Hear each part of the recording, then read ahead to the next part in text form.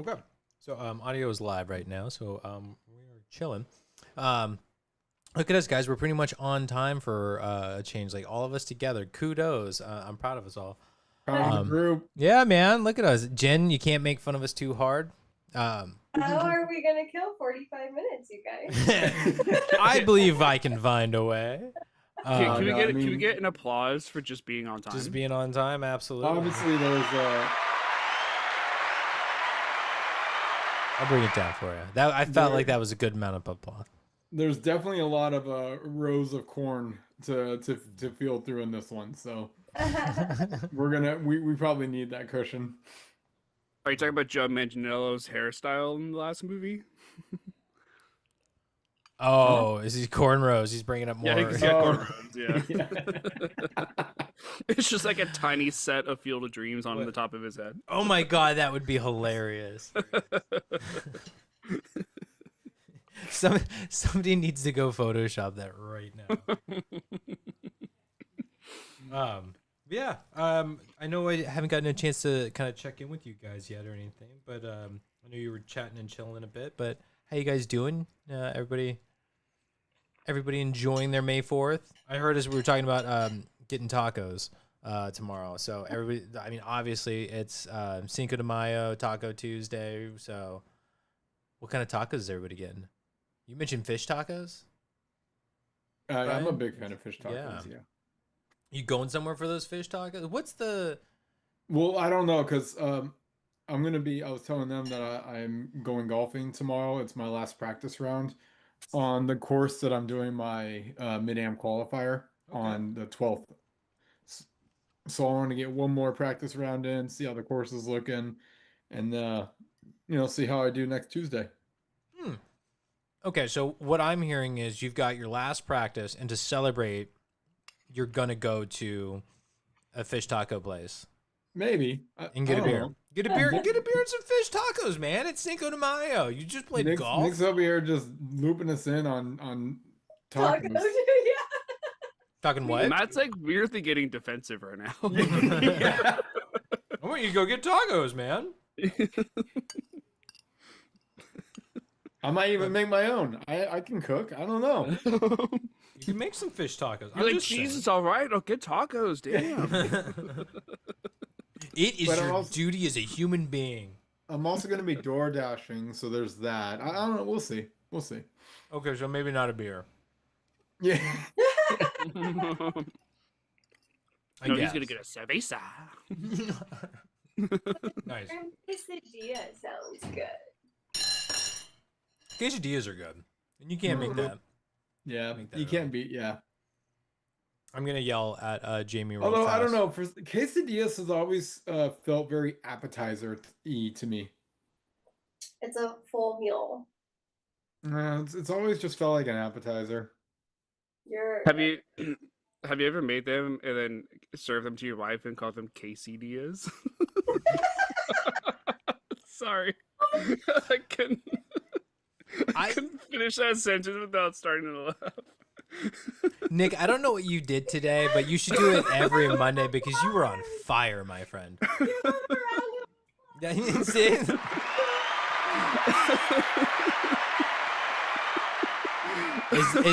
This is the level of quality he brings when we're all on time. Oh man. That was They're forever called quesadillas now. I don't know if she's gonna like that. I just don't know how she'd react if I cooked up a Sunday dinner and I was like, oh yeah, I got us a Sunday dinner. Oh, what are we having? Quesadillas? Can we do that when I'm making these? Because I want to see that in class. Oh my god. Sorry. It was right there. It was right there. I couldn't. Whew. All right. You know, and I thought I came up with all the puns for her name, but I guess there's still some fruit on the tree. Still more. Because I've come up with she's got her person. I mean, just like anyone's personality changes when they're on vacation. So I call her Vacasey. Vacancy. Her Vacasey personality's here. And then you guys already know about her case. And when she's like kind of, just all over the place, just scattered and everything, and the world is her world's almost turns upside down, that's her chaosy. Chaosy. Yeah. That's pretty good. That's good. I still remember one of the moments you told us a long time ago when you said she like walked up to the window or the balcony and she goes, "The water has started." Do you remember that? Or like the water is starting. Oh, when she was talking about rain. Yeah. I don't remember those. I remember. I did. I remember you telling me that. You I'm just just like the water has started falling from the sky. yeah, the water has started. I'm glad you remember that because then I would sound like an idiot. Oh, Country man. ass motherfucker.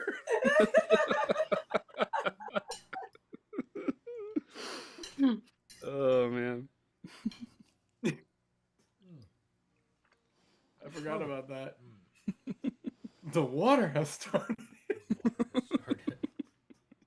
The clouds are leaking. The clouds are leaving. God's crying. All right.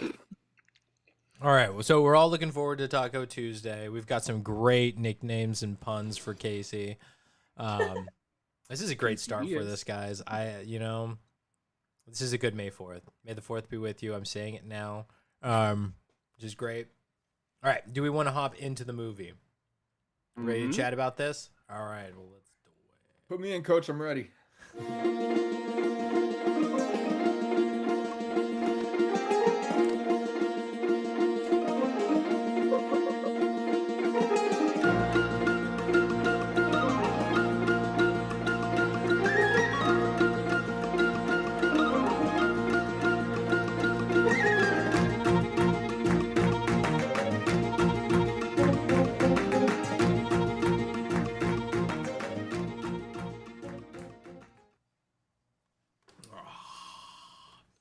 Welcome to GoodFlickas, home of the GoodFlickas. Can you take our critiques?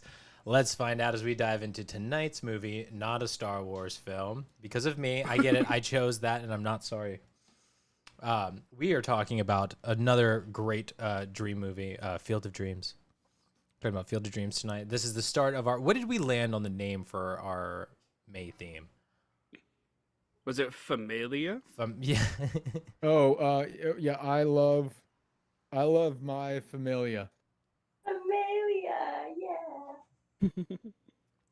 Our first film of Familia.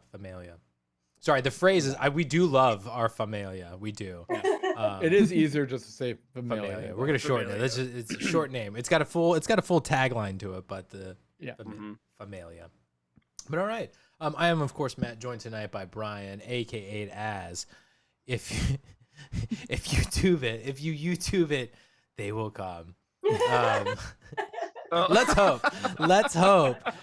If we YouTube it, they will come. We're keeping the feelers Putting out the vibes there. out there. Yeah, no, I like it. I like it. Hey guys, want to have a catch? You're getting into so much of the good stuff, man. Like, are you that excited? Of course. Good. I also have Jen with us tonight, and Kiwi's much closer. He's getting comfortable. No, I've switched. Same thing. Oh. Okay, I guess it really, yeah, it does. I guess it does make a big difference, but she seems so much closer. She's always right here. She's in my. Dang it. Such a sweetie. But welcome, Jen. I actually are those socks or slippers? They're slippers. They're slippers. They're adorable. They're so cute. They're little panda slippers. Okay, they are pandas. I wasn't sure if they were like actually cats or not. No, they're pandas. Yeah, it's adorable. Love them, Jen. Cats have similar shape. Like it's the mouth and nose that's really given like kind of cat that I could tell. I don't know. Pandas. That was my first. It was my first guess. I just needed confirmation. Shut up, shoeless Nick. Speaking of, Nick, aka tonight is Shoeless Nick. Is he actually shoeless? There it is. Could you imagine playing a baseball game shoeless? Jeez. But welcome, Nick. What are you eating tonight? Like, it's not something that's gonna splatter the walls again, is it? Nope. I'm the one with the big bowl tonight. Big bowl. I wanted to say it, but it's Jin's thing. No, I made some creamy ranch chicken pasta with Okay. bell pepper, cream cheese, Parmesan cheese. It's really good. Nice. And then I had a salad. I had my veggies. That's what I was gonna say. That's what the bowl's for, right? All right. Yeah, this is the small bowl. So, it's a side. so Mom, I know you're watching. I have my veggies, Mom. Brian, he had something green, okay? Mm-hmm. His beige bowl. Consider salad a veggie. I mean, it was covered in You cheese have- and croutons and dressing, but there were You- veggies in there. You have bell peppers in your Yeah. pasta sauce. That's more veggie than a salad. Are you telling me a side salad is not as healthy as I think it is? If you go to McDonald's, my God, yeah. All right. Well, welcome, Nick. So we are talking about Field of Dreams tonight, first film in Familia. And Brian, this was your pick.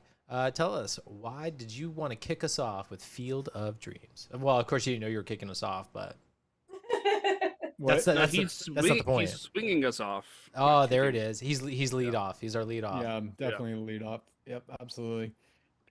I mean, honestly, a couple of reasons. This has been one that I've been on the hunt for a good couple of years now. It's always been a movie that's near dear to my heart. And then I finally saw it, and I realized just how perfect it would be, especially being the fact that you've already brought up that it's May 4th. So I'm not ever gonna pick a Star Wars movie ever. But the one thing I can do, buddy, is I can give you Star Wars adjacent. And it just was perfect that not only am I going to be able to do Field of Dreams, but James Earl Jones just happens to be in Field of Dreams. So there you go. You've got your Star Wars connection. All right. There And it that's is. about Yeah. as far as you're going to get from me. No. So that was another reason of picking it.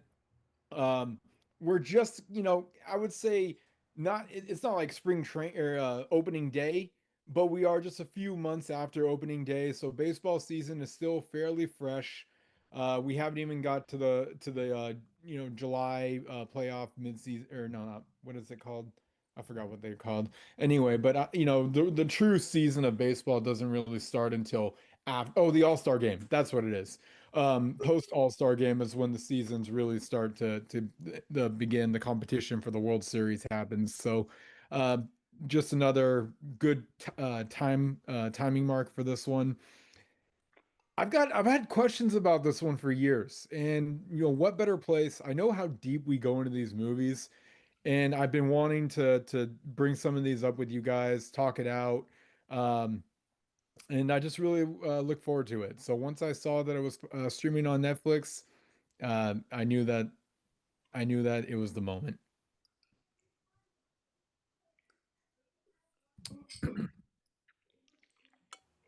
Sorry, you're still chewing. No, I love it, and I do appreciate the James Earl Jones reference. Like I'm thank you. I appreciated the connection, and there it is. So for those who didn't see, that's it. Yeah, I am. I'm trying to like get all of my Star Wars stuff out at the beginning with the helmet, shirt, and all that stuff. And now we're talking Field of Dreams. We're in it. I'm in the movie, guys. So That's right. don't worry about so many connections to Star Wars moving forward. But if it comes up naturally, You are also in a galaxy far, far away. aren't we all? No, but you especially. Yes. Check it out back there. Yeah. So we're hopping into. Yeah, I was wondering what's up with the back. Are you changing the background, or is that? I change it, but it's that I picked because of Star Wars instead of relating it to like a cornfield and doing the movie. All right. What? I No, think Brian wants you to change it, Matt. nothing. You want it to reflect the movie? Be nice. Okay. I was picking up what you were throwing down, Brian. Feeling a little slighted. I understand. That's fair. Well, Well, with that in mind, while I work on getting a new background, boy, those anger sharks start just coming hot. Goose Rabba. You gotta change that. You gotta change that. Oh dear God. Got me a little scared there, like, whoa. I feel like we're all firing on tonight, guys. This is gonna be good. This is gonna be a fun one. There we go. Cornfield. All is well. We're safe again. Actually, I might prefer this one. I was gonna. That first one felt very like, Paige. no, like the Children of the Corn. I kind of feared for your life. All they had to do was just like turn sideways back, like and back up and just go, I'm melting. Yeah. Then it'd be fine. It'd be fine. I just make that reference later. It's all good.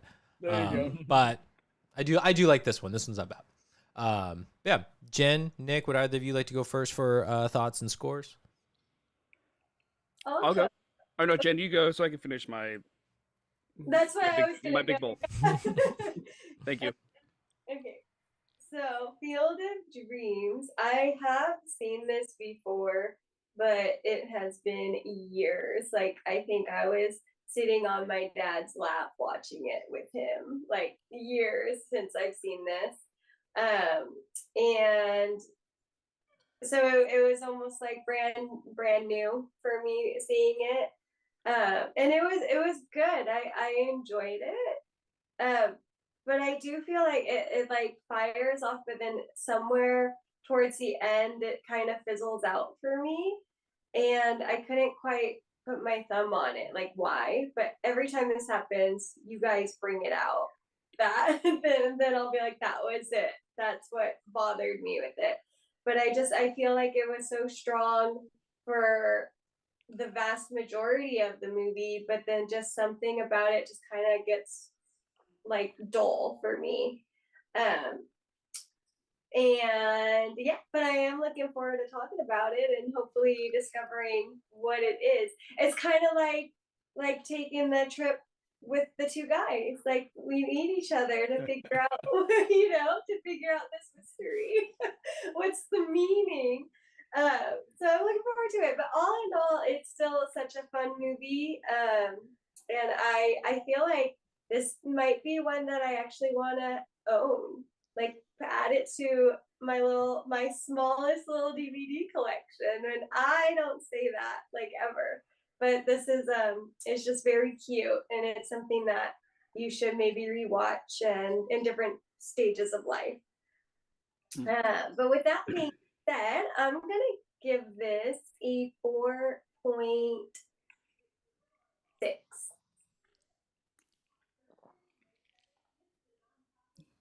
4.6? Yeah. Okay. All right. Nick, do you still need a little bit of time, or? Just a little bit, yeah. So if you want to go, I'll go next. I can hop on, yeah. So, Field of Dreams. Just continue. I'm just kidding. Jen, I don't want to cut you off. You got more to say? No. So Field of Dreams. This might shock some of you, but this was a first-time watch for me. I have never seen this movie. I've seen dozens upon dozens, if not millions, of references to this movie. I know a lot about it. Have never actually watched this movie. That being said, Jen, I do own it. Wow. But I need a minute on that one. Damn. I had a feeling that'd be a Did you shock. own it before? Yeah, Yeah, that's a major shock, Matt. Did you buy this movie for tonight? Yeah, I was gonna say, did you buy it before, or did you just get it after you watched it for this? I've had this movie. I've owned this movie for a while. Yeah. I The plastic and all everything. no. I'm pretty sure I got this one maybe like used. So it was I got it cheap.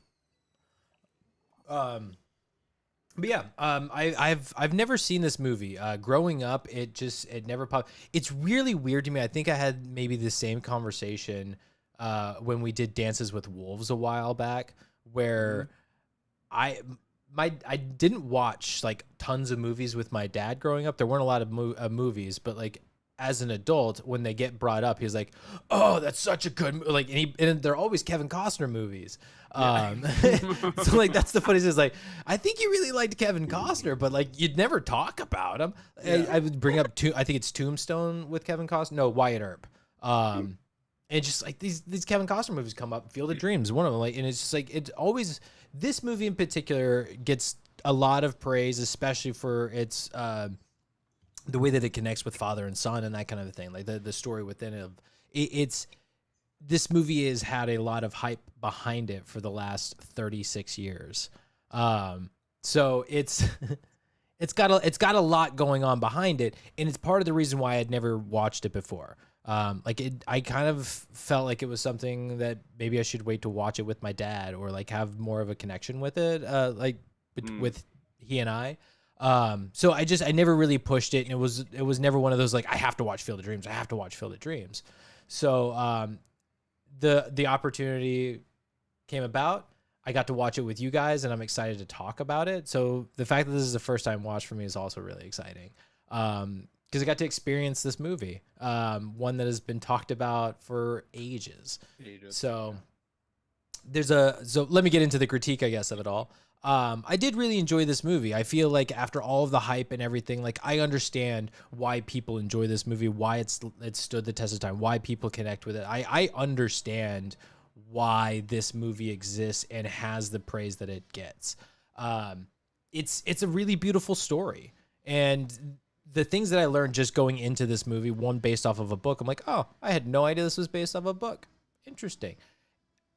Two, I'm not a huge baseball guy, and there's certain history and there's certain names that like I don't fully recognize as like, oh, that's a real person, that's a real player. Like Shoeless Joe Jackson to me, I'm like that sounds like a folk hero. Like that's such a good name and nickname. Then like so I went into this not knowing that this guy, not only was he a real person, but he's got huge lore backing him. Like there's a lot of history, and I'd almost be interested in like a biopic of Shoeless Joe at this point of like, he does all of this baseball and he has a whole life after it because of how his career ends. Like, it's just really interesting. So this was a really fun movie to learn and get a lot of information from and kind of connect on so many levels. But to kind of get myself off of the tangent, I'm going to wrap things up pretty quickly. It has some things about it that I don't love. There's some holes within the story that I imagine are addressed within the book. And it just kind of leaves me with the questions of like, why that? Why not this? Or what's the explanation there? So there's just a lot of things that are kind of left up in the air that leave me kind of wanting more from it, but kind of knowing if I read the book, I'll get those answers. There were some moments where with the camera work, things were a bit shaky, and I'm like, that's not so clean. And then you have other moments where it's like, oh, that is super clean. So it's just a little bit of imbalance of little things like that, where the writing comes in a little bit weak at times, but the story itself is solid and great. The acting is fantastic, but I'm not a fan of Kevin Costner's voiceovers. They always sound so boring and the same monotone. Like his voiceover for Dances with Wolves sounds exactly like his voiceover work for Field of Dreams. It's like, dude, put some emotion behind this. I know you can do it. It's very Nicolas Cage. Yeah, it's just not everyone can be Morgan Freeman. They can't, but hell, we can try. Damn it, we sure can. So yeah, I think ultimately there's some things about this movie that I don't love, but I do really enjoy this movie. I don't think it's a perfect movie, but like I said, the reason that people connect with it, I understand, and I fully give it credit for that. This is a beautiful story, and especially for men as a male audience, I don't think there's a lot of like dramas in this era, like in this kind of vein of storytelling where it's not some sort of thriller or mystery or something to it. This is just a straight drama geared towards men. And I don't think we get many stories like this towards us. So I love it. I think it's a beautiful story. I'm looking forward to diving into this and kind of breaking some stuff down and asking some questions, maybe getting some answers. But ultimately, and I've been wrestling with my score for this one for a while now, but I'm giving it a 4.1. There's little things, like I said, like the technical aspects of it and some of the story where it falls a little bit short with explanation and emotion that I should be feeling. But ultimately, this is a really, really good movie. All right. So for me, this is a first time watch for me as well. I did watch this one twice. Um, Overall, I think it's really good. It's a really good, heartfelt film. Uh, the first time I watched this, I was really focused on like what is the story of this movie? What is the plot? Like what is the point of everything that the main character is going through? And I think at some point, like halfway through, I was like, all right, the there has to be a payoff. Like there needs to be a reason at the end why all of these sequence of events are happening because it's still not clear to me, even like halfway through the movie, like what this is really about. Um, and so, I got to the end of the end of it, and I was happily satisfied. I was like, okay, I totally get it. I get everything of how we got to the end.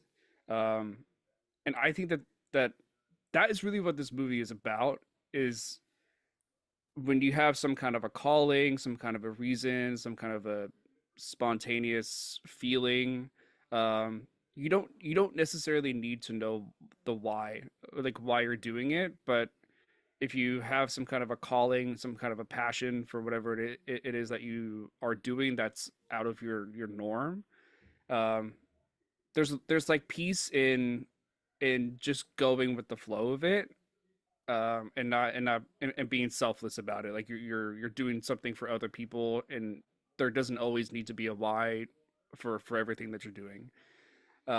So this movie is it's like a prime example of that feeling. And then when I watched it the second time, knowing the ending, I actually enjoyed like the journey more so because I knew how it was going to end. But then I was like, man, like I really appreciate everything that's happening.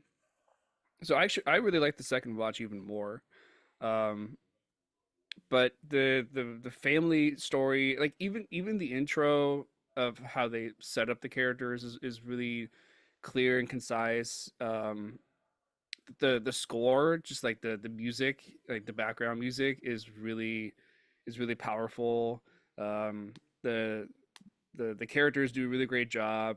Um, it's a great message. It's a heartfelt one. It's like a there's also a little bit of like nostalgia, with like history and there's like a magical, past, present, future kind of like worldliness, like whimsicalness to this that, it's very imaginative and childlike. Um, so it's just great cinema, honestly. um, and yeah, it's a really great film. I do agree with you, Matt, on a couple things. There just some editing choices, some like plot choices. That I wish they'd had kind of explained a little bit more of. And I do think some of the characters, mm, I wish had a little bit of a different approach to their character. Um, but it doesn't take away the story at all for me.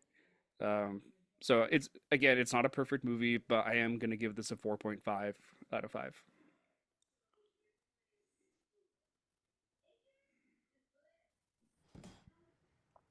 Decent score so far. You better not wreck it, Brian. Yeah, taking your own movie. I'll try not to. All right. No, unlike you guys, I have seen this movie more times than I can count. This is one that it's probably one of the first like 20 DVDs that I owned.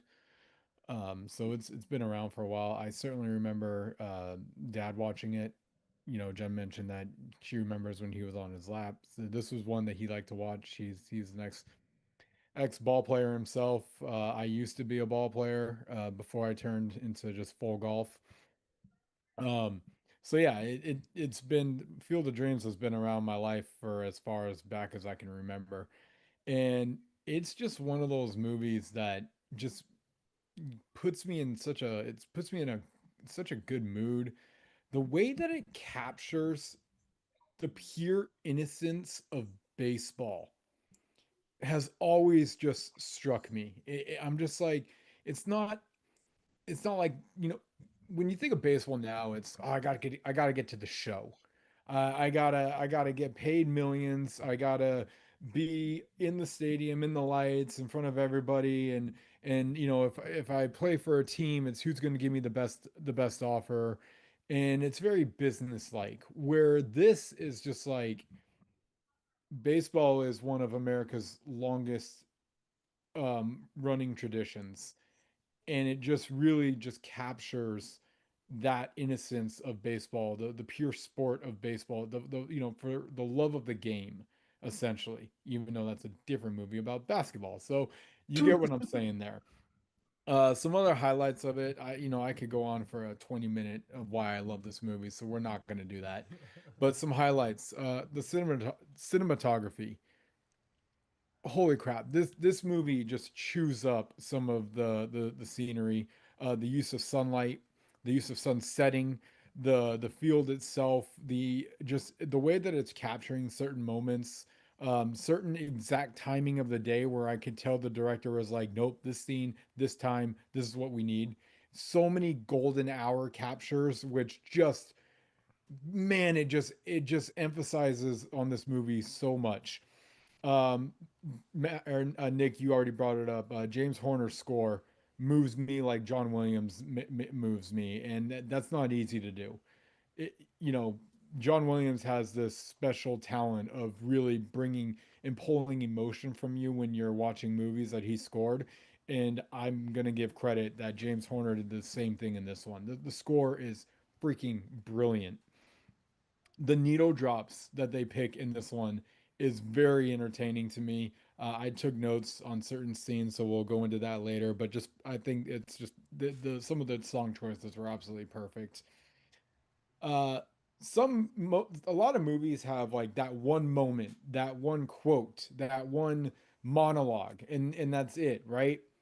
Field of Dreams, take your pick, multiple monologues, multiple iconic moments, definitely iconic quotes that are have been talked about for generations and generations. And then lastly, the cast is just, it's star-studded and perfect. I would not change one person in this cast. I think the casting director nailed it. And so yeah, those are the highlights that I wanted to give it. I do agree it is not a perfect movie. I have had certain nitpicks that I'm excited to talk about, some head scratchers that I want to unpack here tonight. But I'm giving this one a 4.7 out of 5. Okay, 4.7. Nice. We got some good scores here. Yeah.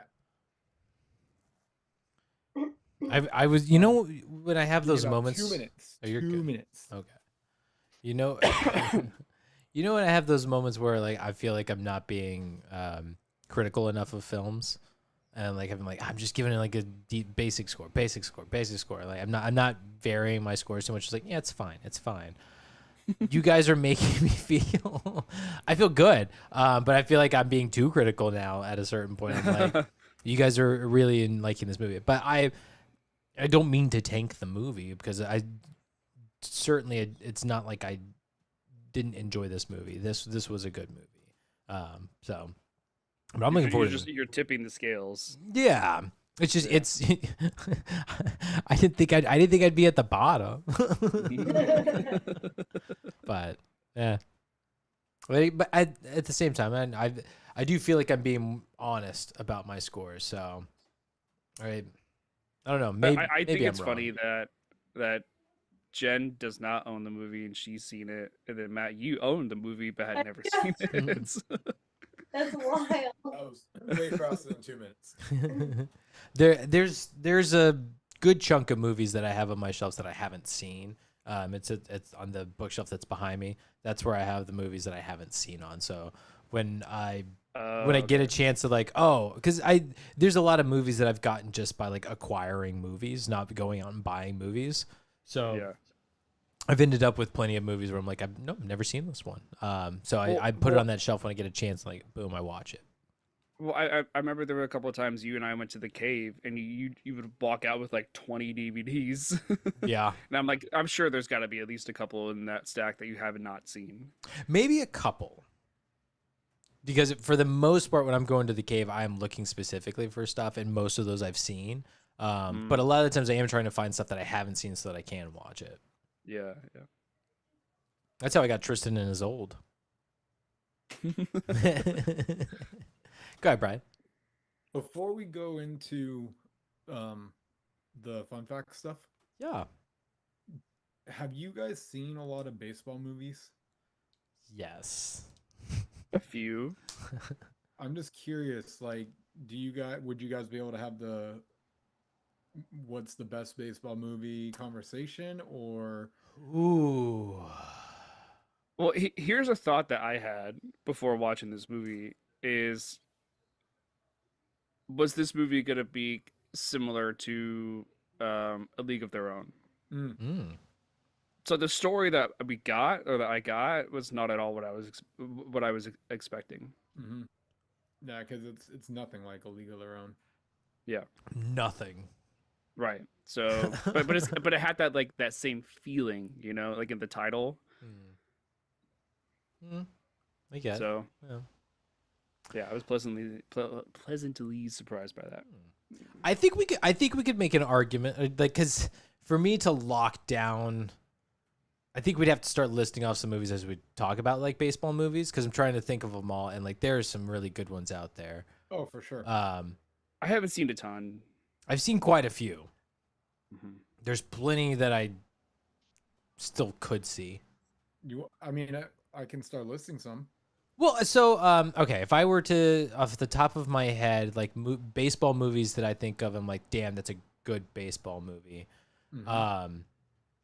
Little Big League, Major League, More comical. yeah, More comical. yeah. I like The Natural. I watched it recently with Jamie, and she's like, not really about it. But I still enjoy that movie.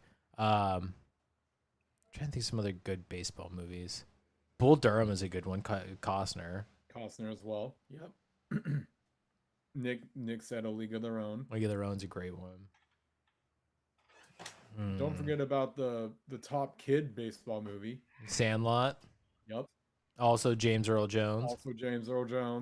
And then there's another kid movie that is more of a, I'd say that's probably a culty classic. You had to watch it when it came out and around that time.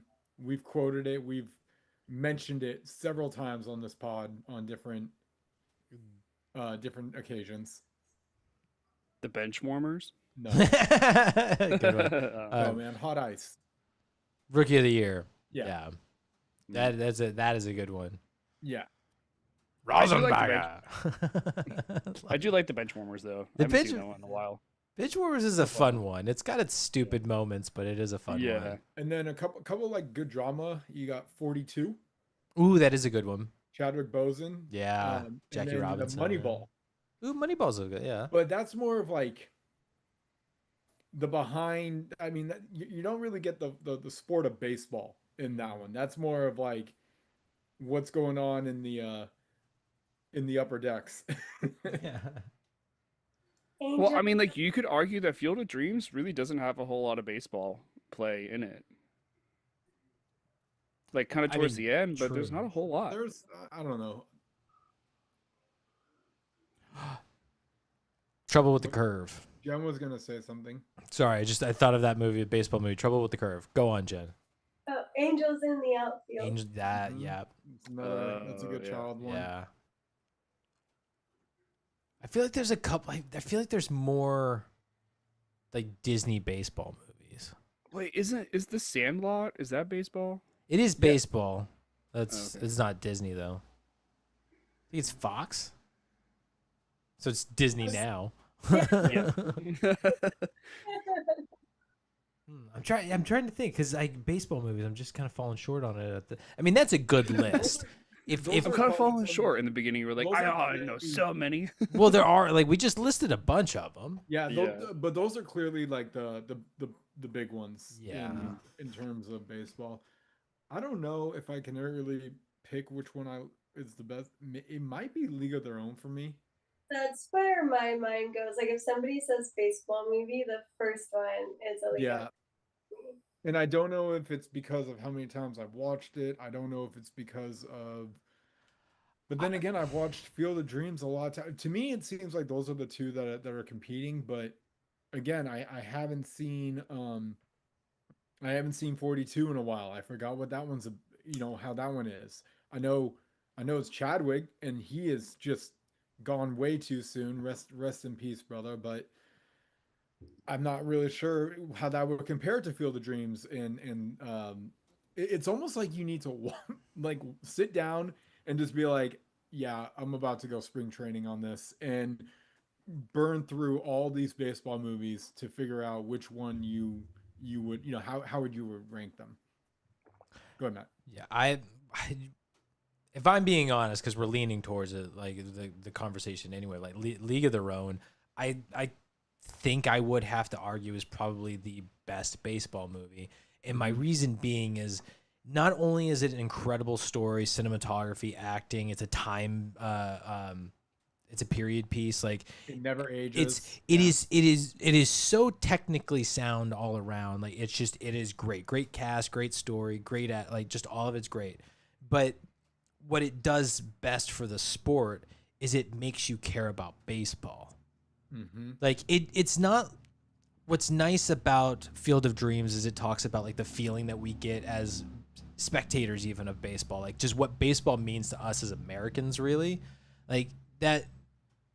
It does a good job of highlighting the spirit. Like think like Shoeless Joe when he's talking about the feeling of the grass and like what it like just that feeling of playing baseball.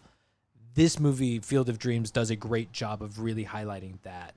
But League of Their Own, it shows you the excitement, the thrill, I mean, it hits everything when it comes to baseball. They're boring games. They can last forever. Nothing's exciting happening. So you spark it up with pulling the splits and catching a pop fly. Like it really highlights all of baseball, what it means to the country, what it means to Americans, like it highlights the sport on all levels. So I don't know. I feel like A League of Their Own is the best all around baseball movie for all of the right reasons. But go ahead, Brian. I just looked up. We did A League of Their Own in 2023. Mhm. I gave it a 5 out of 5. Oh. Matt gave it a 4.6 out of 5. It's higher than this one. Jen a 4. Okay. Let's go. And Nick a 4.5. Jen gave it a 4? Mm-hmm. Interesting. Does that seem low for you, Jen? No, that's about right. Oh, okay. We ranked it 4.53 total. So Okay. Yeah, 5 out of 5 for Brian. That's mm-hmm. it's got to be a really good movie if you Yeah, give it a because 5. I don't hand out 5s Yeah. generously. Like you really have to work for the 5s.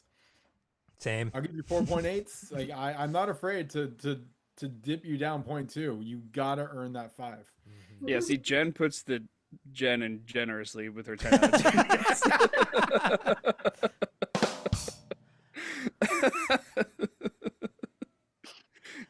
Oh man, Oh, shit. he is coming through with the puns tonight. Sorry. Don't apologize and don't stop.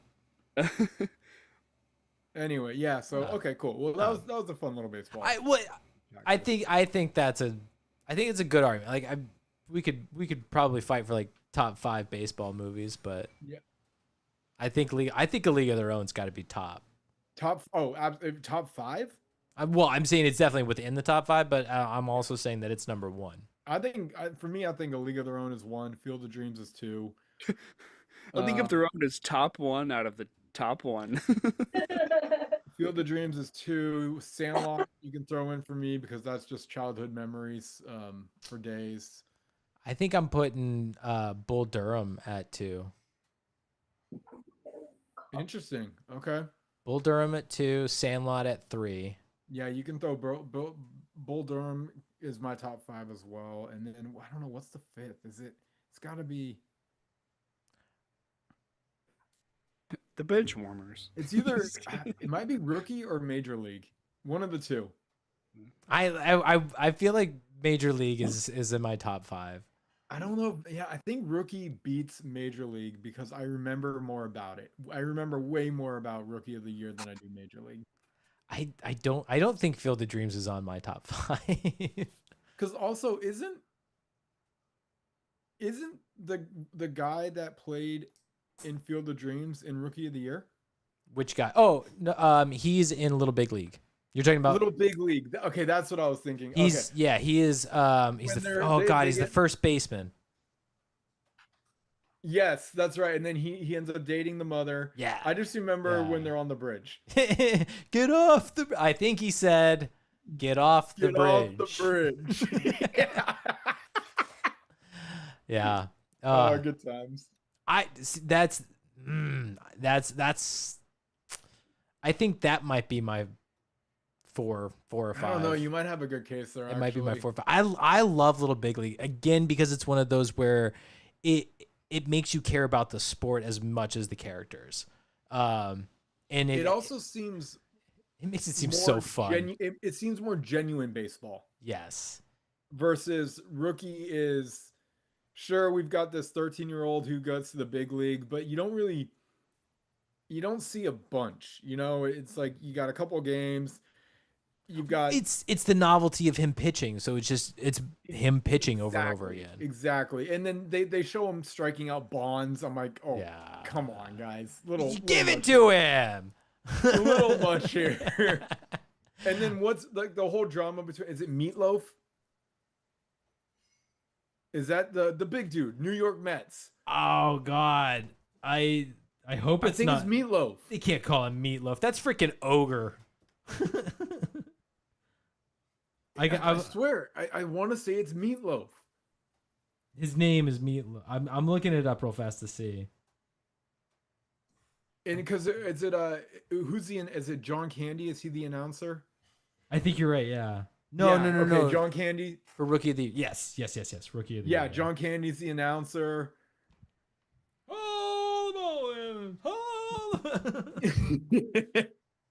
Hito.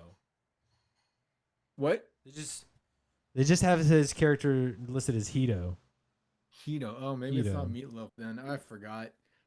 I feel like he could have had like sort of nickname. Yeah, no, you I don't know. You might be right. I think Little Big League is a little better than It's got the janitor from Scrubs in it. Yeah.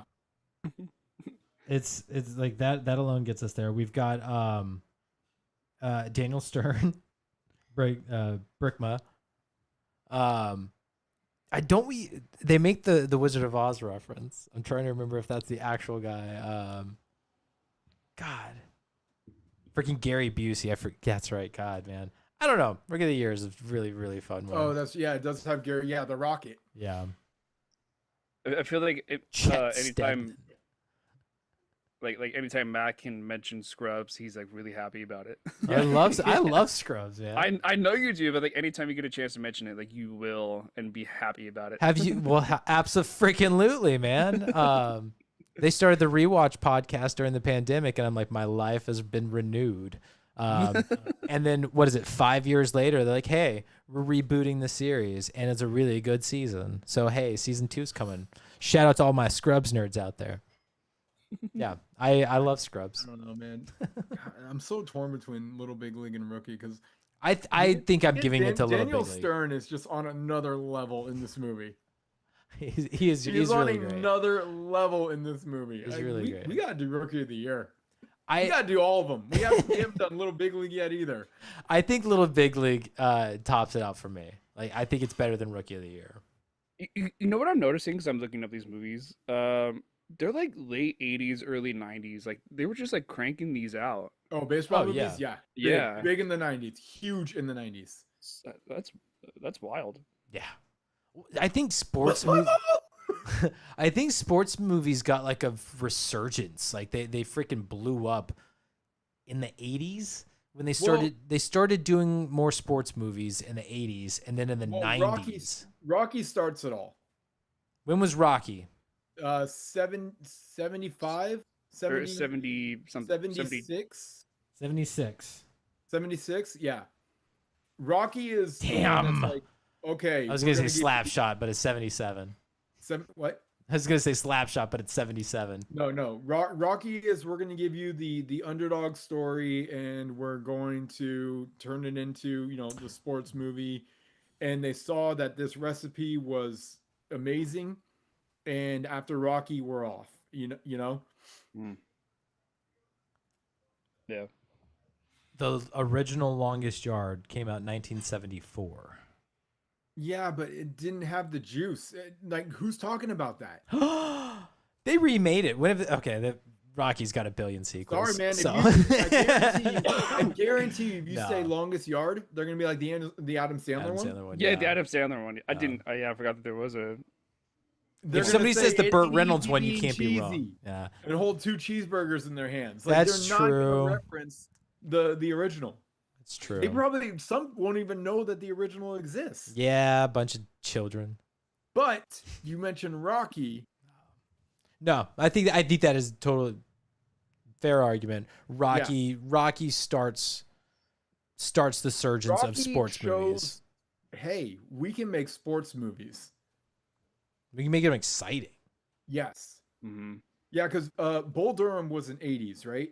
It was right before this one, so I think 88. 88, yeah. And then League of Their Own was the 90s. Sandlot was the 90s. Major League, I believe, was the 80s. It's 90s. Maybe 80? Oh, no, 89. 80. I was going to say maybe 89. So same year as Field of Dreams. Oh, there's a lot of good baseball movies coming out this year. Wow, what a difference, too. Comparing Field of Dreams to Major League. Holy shit. There is a baseball movie called For the Love of the Game. Mm-hmm. Also, Costner is in it. That one came out in '99. So that's what I thought was interesting. He does this movie, like he does 2 baseball movies, 88 and 89 with Bull Durham and Field of Dreams, and then a decade later he comes back for the Love of the Game. Yep. Not to mention he was Ray in Tin Cup.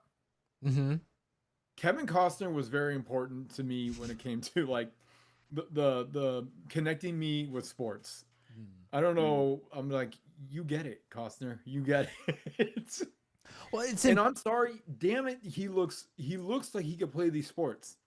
I was gonna say, like, he's very talented, very athletic actor. Yeah. And I was gonna save this when we started breaking down the cast, but we got right into it. Except for that first hit he takes with the bat. That was not a good hit. That's nerves. That's good acting, not bad baseball playing. Touche. Well, with that, are we ready for the fun facts? Let's do it. Yeah. Fun facts. Fun facts. Sit your butt down cause Brian's in town. Fun facts. Fun facts. Here we go now, so let's talk about fun facts. All right. Fun facts about to swing the bat. Swing, bada, swing. Get it. All y'all know where it's at. Fun facts. Well done, Matt. All right, everyone. It is Monday, May the 4th be with you, 2026. As we record this one, it's all you're getting, buddy. As we record this one live on. Start throwing up gang signs, like Star Wars gang signs. You may be Star Wars, but I'm giant. Yeah, okay. Yeah, I was like, The Giants have a Star Wars night every week, every year. So actually, they do. Yeah, I know. Almost every sports team does, and like, Yeah. So who's bigger, the Giants or Star Wars? It's definitely Star Wars. I mean, they are 3 times World Series champions, though. Yeah, but do they have 9 movies and Yeah. not including spin-offs and all of the TV shows plus the merchant? I mean, come on. That's just We have- 2 of the 4 I have. We have Orange Blood. Sorry, I have 5. I have 5 lightsabers. All right, so you can catch Field of Dreams streaming on Netflix. It came out in, as we've said, 1989.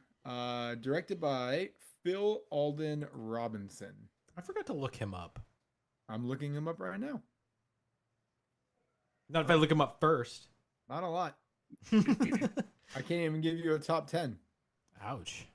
I can give you a top 5. I can give you his only 5. Angriest Man in Brooklyn, number 5. The Sum of All Fears. It's been minutes since I've circled back to that one. I remember Morgan Freeman. I can't remember who else is in it. Is it Ben Affleck? Give me a second. I'll pull it up. It might be. Ah, it is Ben Affleck. Yeah. Ben Affleck, Morgan Freeman. Number 3, Sneakers. 2, Field of Dreams. And number 1, and I don't believe that this is the movie. I'm guessing this is the HBO series, Band of Brothers. He directed 1 episode. Oh, 1 episode. Okay, so his number 1. That's so I don't how That is strange. his number 1 cannot be an episode of Band of Brothers versus Field of Dreams. Letterbox. Fucking lock it up. Is his well, I don't want to get into rankings because you're going to say what this movie has, but its IMDb score is for Band of Brothers. His episode is 9.4, I think. Oh, jeez. Oh, right. Because Assuming that's not the whole series. Hold on. If I were to go up to them and say, "Who's the director of that episode?" They're being like, "Oh, well, that's definitely Phil Alden Robinson, Brian." It's his episode actually got 8.6, but also it looks like it's the first episode of Band of Brothers. Okay. All right. Like the pilot. Yeah. All right. The cast. So we've already mentioned Ray Kinsella, played by Kevin Costner, who, like I said earlier, is just very important to me in when it comes to sports movies. The amount of sports movies that this man decided to do is quite impressive to me. I'm pulling them up right now. But we already know Field of Dreams. He was also in Draft Day. If that's one about football. I've seen a clip from that one where it's like the behind the scenes of them picking somebody, and it seems so intense. And I'm just like, it gives off the vibes of like Wolf of Wall Street when they're on like the floor and they're just like blah, blah, like yelling all that stuff, like the intensity. It's giving off that kind of like level of anxiety and vibes and stuff. But what it's boiling down to is he's working out deals on the back end to try and lock down a player for the draft. It's just like, this is I don't get this world, but it seems interesting. We've mentioned already Bill Durham. We've mentioned For the Love of the Game. Tin Cup. I mean, just sports. He was good. But in addition to sports, he was also great in just dramas in general. The Bodyguard. Mm-hmm. If anyone remembers that one, just fantastic movie. Oh, who's the Whitney Houston. Yes. Yeah. Yes. Thank you, Jen. Welcome. I don't know why I think it's Annapolis or something in my head. Isn't he like a dive instructor at some Marines or like with Ashton Kutcher or something? Oh, The Guardian. The Guardian. Yeah, that's with Ashton Kutcher. That's where my wires were getting crossed. Guardian, Bodyguard. I cross those wires a lot too sometimes. But then the song that always separates me to the body. I was like, oh no, that's The Bodyguard. Anyway, can you believe that like that song was made for the movie and it's like her #1 song? sometimes movies just pull out the best in artists. You know. Which one are you referring to? And and that's all you're getting from me. Because that's because that was Dolly Parton's song. The irony behind that too. I forgot it was a cover. That song isn't the main song of The Bodyguard. No, I think it's the It's the other one that I'm blanking on right now. Don't Make Me Close One More Door. Yes. Yeah. That is the one that plays throughout The Bodyguard, but then And I happens and you're like, well, because we don't care about that one anymore. You need the showstopper. Whitney, you just delivered us a freaking prime steak dinner. Thank you. Go ahead, Jen. This may be a hot take, but I prefer Dolly Parton's version over Whitney Houston's version. Wow. Okay.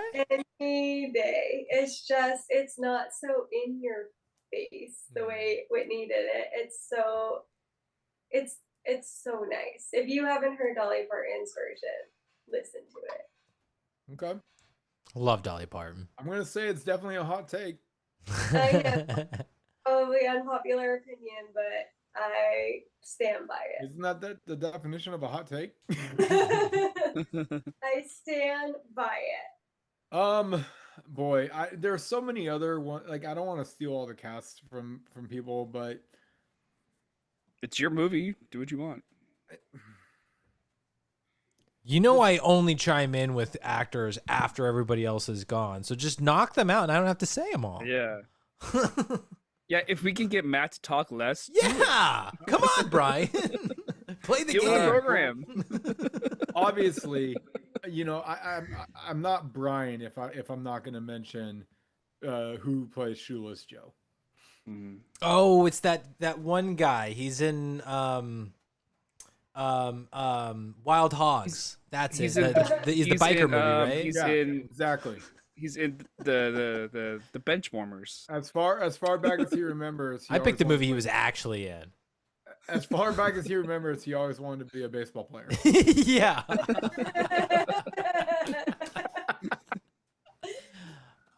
That was good. Maybe Thank you. applause that one. Okay, we're being very generous with the applause tonight. So, yes, let's talk about Ray Liotta playing Shoeless Joe. This is a year before GoodFellas. Why did we pick GoodFlickas, guys? You Why? did. I literally now have to pause every time I say it. It's so funny to me. Making sure the train is on the right track and continue. All right, this is a year before GoodFellas, and oh man, can you see bits of Henry Hill coming out? Because I can. I'm like, yeah, I can see the making of it. Some of the way that he's doing certain dialogue, certain laughs, things like that. I'm like, oh, Henry Hill's in there. We just haven't fully discovered him yet. I thought he did just a fantastic job playing Shoeless. Just his demeanor, the cadence. Turns out, well, actually, I'll save that for the fun facts. I was really surprised to hear about this fact when we bring him up again. But yeah, just shout out to Ray. I thought Shoeless Joe was a just really great, very great role that he did. Go ahead. Yeah, I just want to say, yeah, I for sure remember him in Goodfellas, and I'm looking at his other movies.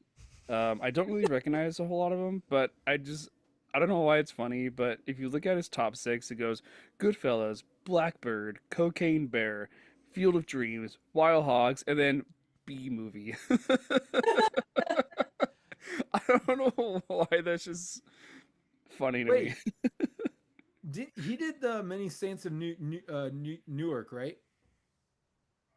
I don't know. Many Saints of Newark? The prequel to The Sopranos. Let me take a look. I think he featured in that one. The Many Saints of Newark, yes. Yeah. Hollywood Dick. I'm surprised that that's not in his top 5 because it wasn't a huge role, but he did a great job, and that's more towards the end of his career.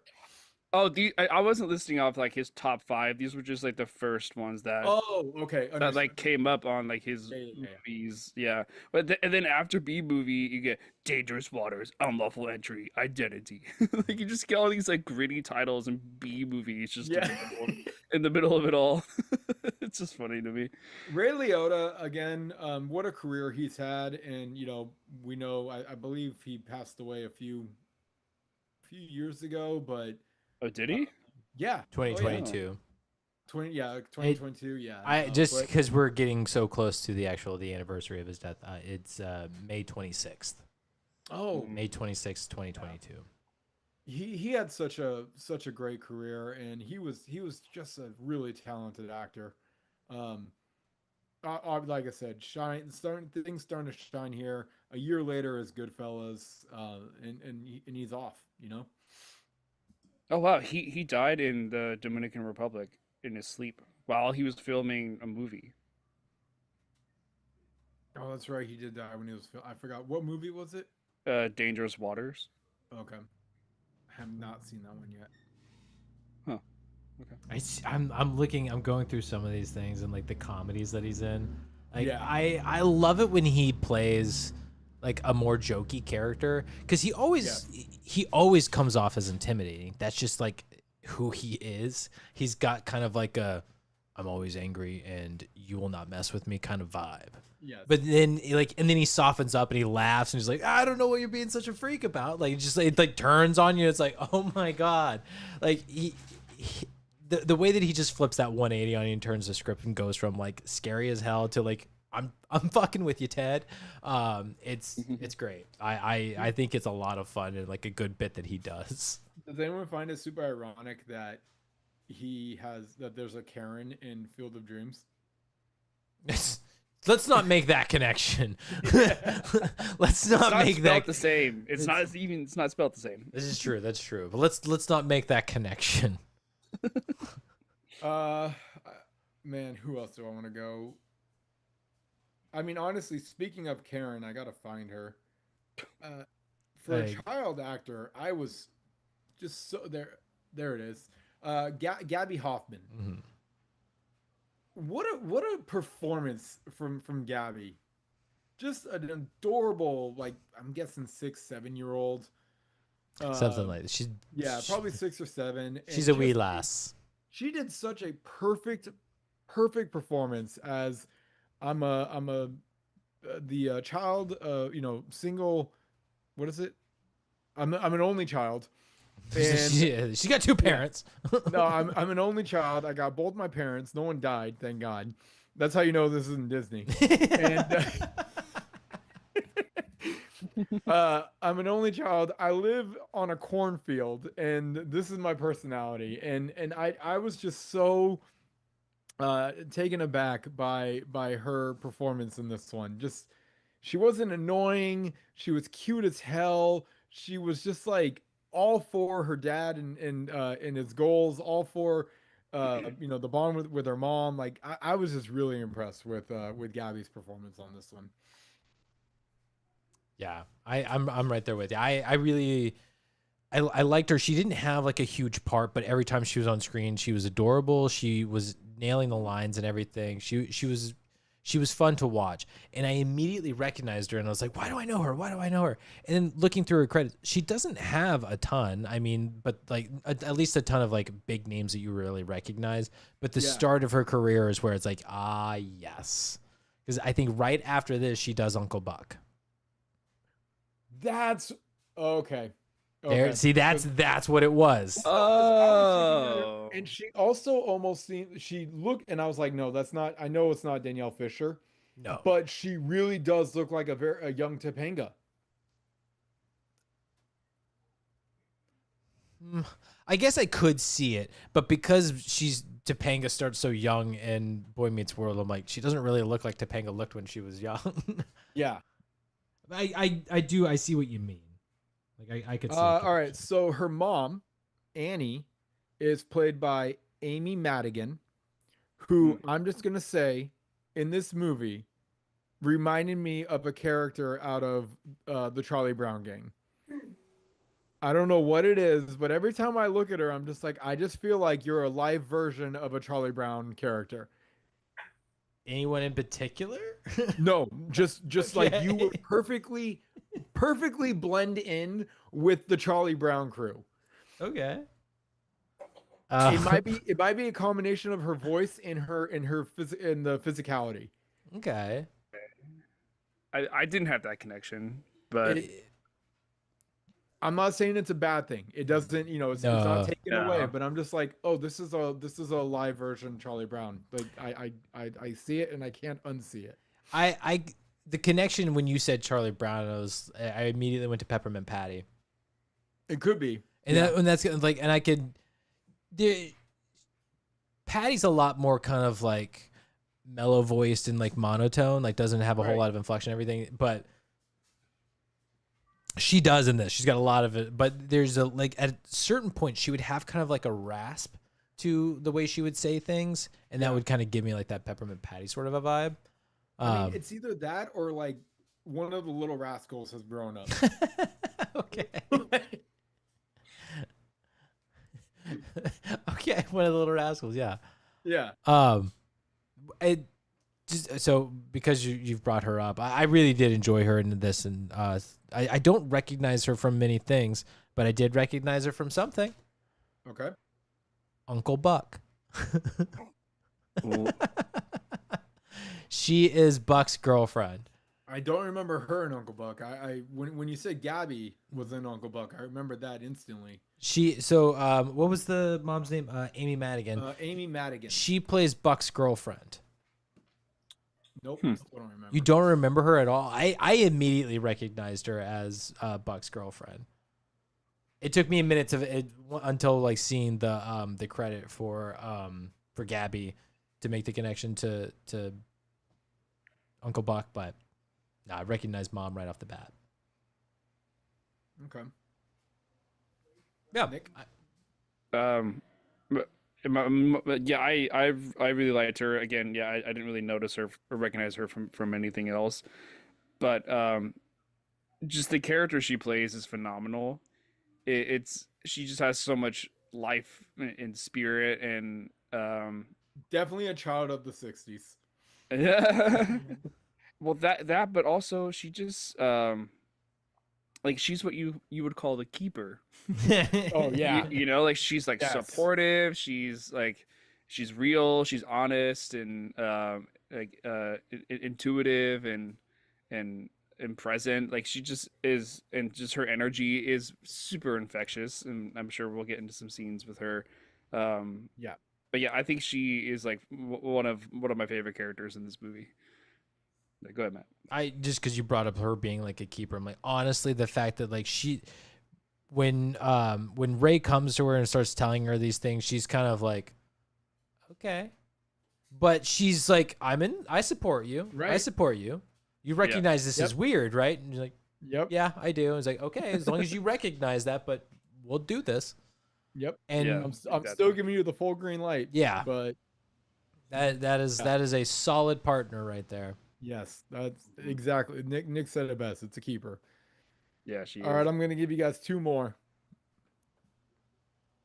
Terrence Mann. Does this man need any introduction? The answer is no. Played No, he doesn't. There's your played Star Wars by adjacent. James Earl Jones. And I mean, he crushed this character. He crushed it. The wardrobe, the mannerism, the voice, just everything about it. You're just like, of course, James Earl Jones was chosen to play Terrence Mann. Of course. Like it's just like the cast. It basically like casted itself. The character casted itself with James Earl Jones. Hmm. Go ahead, Jen. I don't know if I can ask this, but I'm just curious, out of Matt and Nick, since it was your first time watch, did you guys know he was dead? That Terrence Mann was dead? Uh-huh. That he was one of the goats. Okay. Oh, this is it. Actually, we're gonna have to pocket this. Yeah. Because Okay.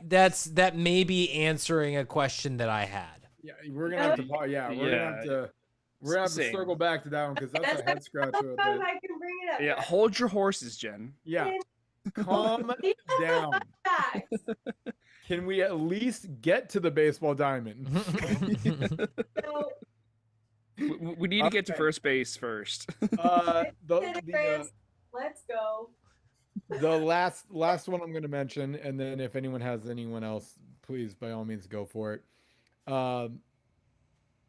Burt Lancaster plays Doc Moonlight Graham. Not in a lot of scenes. Very very memorable performance. I just so impressive. He captured that era of how doctors were at that time so perfectly. His voice is just one of those voices that you just know. Not really. I don't know how else to say this, but I really appreciated his performance as well. And to be honest, I don't know much that he's in, so I'm going to take the quick moment to take a look here if there's anything that I recognize. I don't think I will, but let's see. If you didn't bring him up, I would have brought him up. Yeah. He is a legend, but like that also comes with having such a history in filmmaking and television that what they're probably most known for has already happened so long ago. Yeah, exactly. Every time I mean, he kept working though, like because I'm scrolling through The Island of Dr. Moreau. Oh my God, he's freaking Dr. Moreau.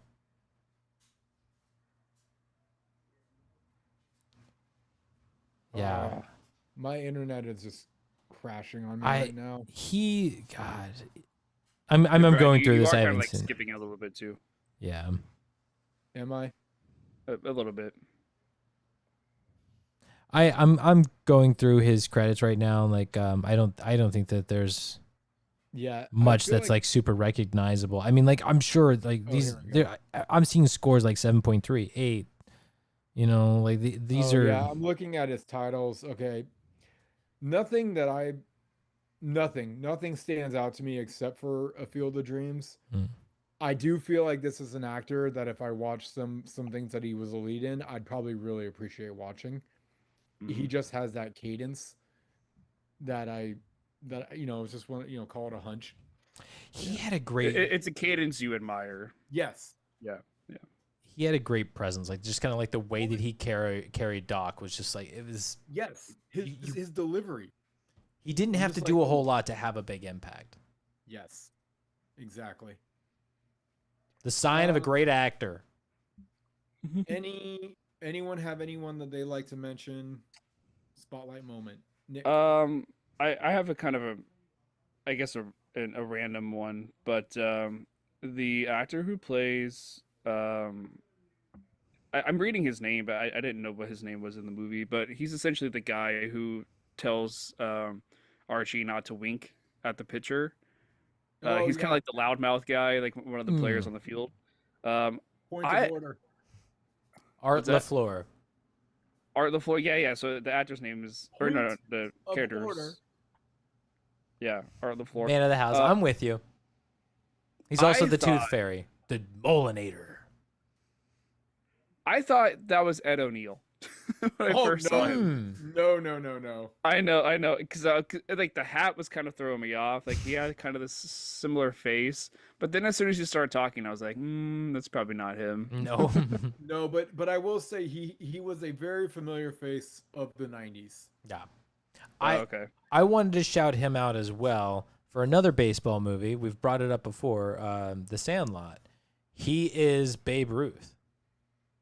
That's right. He is the Babe. He is the Babe. The Great Bambino. Yeah. The Sultan of SWAT. The King of Crash.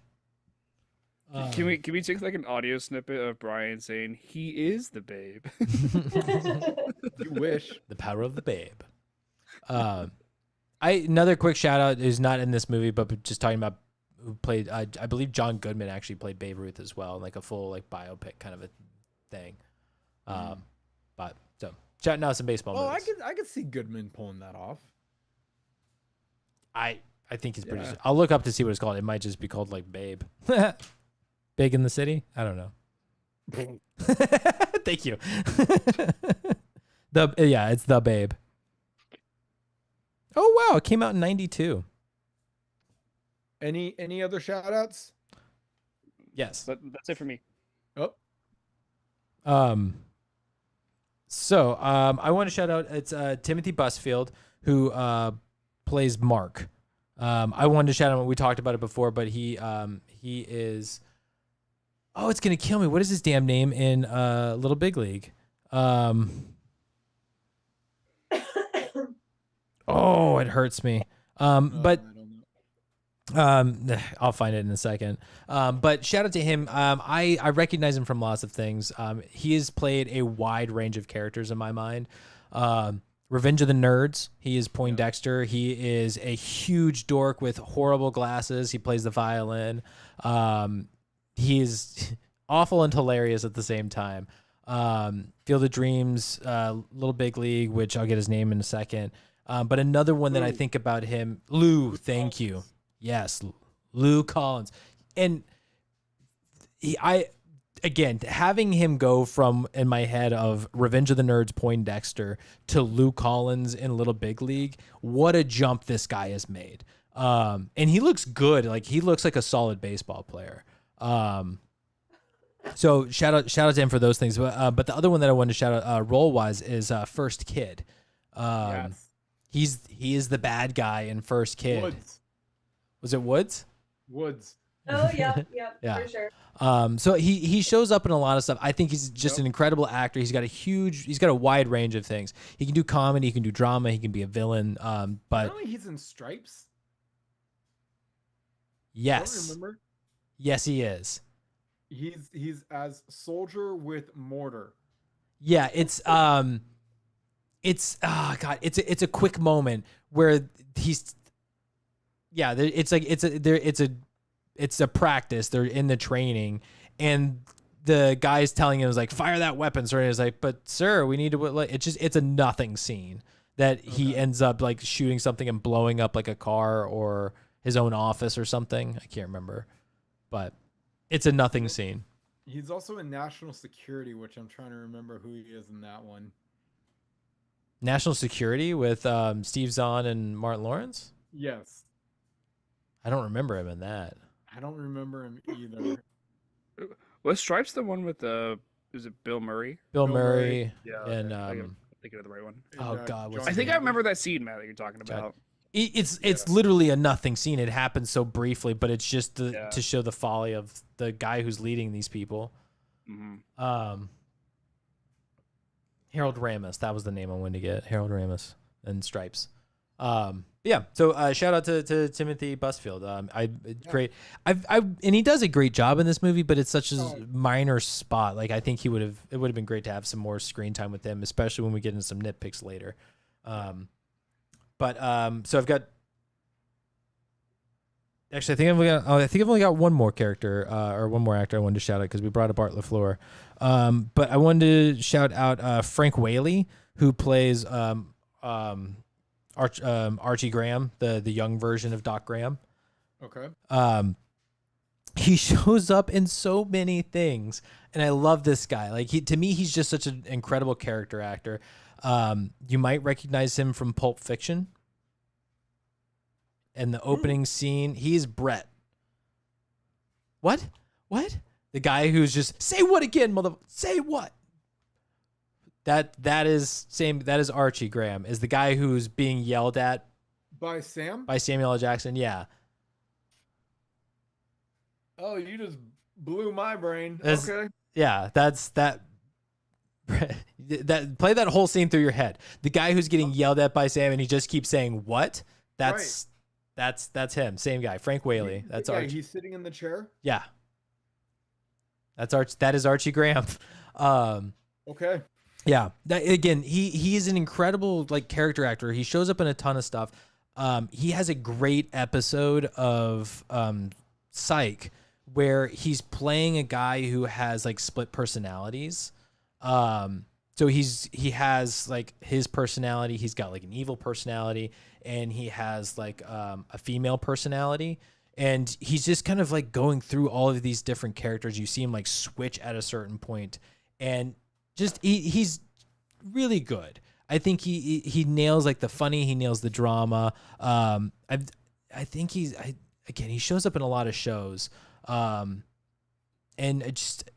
I shout out. He may not be a face. He may not be a name you recognize, but he is one that I see show up often enough. And I'm like, that guy, like I recognize him and I enjoy his performances. And this is like the youngest I've ever seen him. So good job. I have one more shout out that I forgot to do. Shout out to Dwyer Brown, who plays John Kinsella, which is Ray's father. Yeah. And the shout out is for being just devilishly handsome. He's a cutie. Oh my God. We'll talk about it later, but shout out to Dwyer. Who is this guy? He's so hot. Yeah.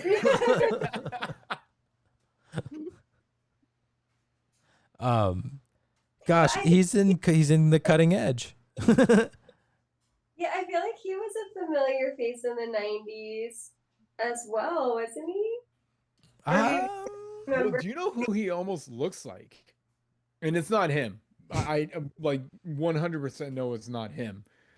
But he almost looks like oh my God, Peyton's crush who ends up going away. Oh. I just know him as Maddie from Jake? Perfect Score. No, Lucas, Nathan, Jacob. It is Jake. Jake. Yeah, Jake. He almost looks like Jake. I could see it. No, I disagree. Well, you're wrong. I'm right. I disagree.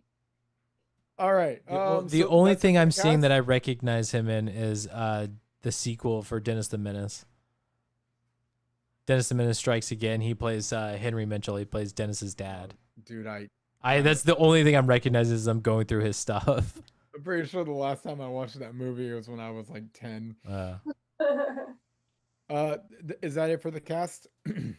I think so. I don't think I have anybody else to shout out. All right. So we are giving this one going into the ratings, we're giving this one a 4.48 out of 5 stars, which is just shy of what we gave A League of Their Own.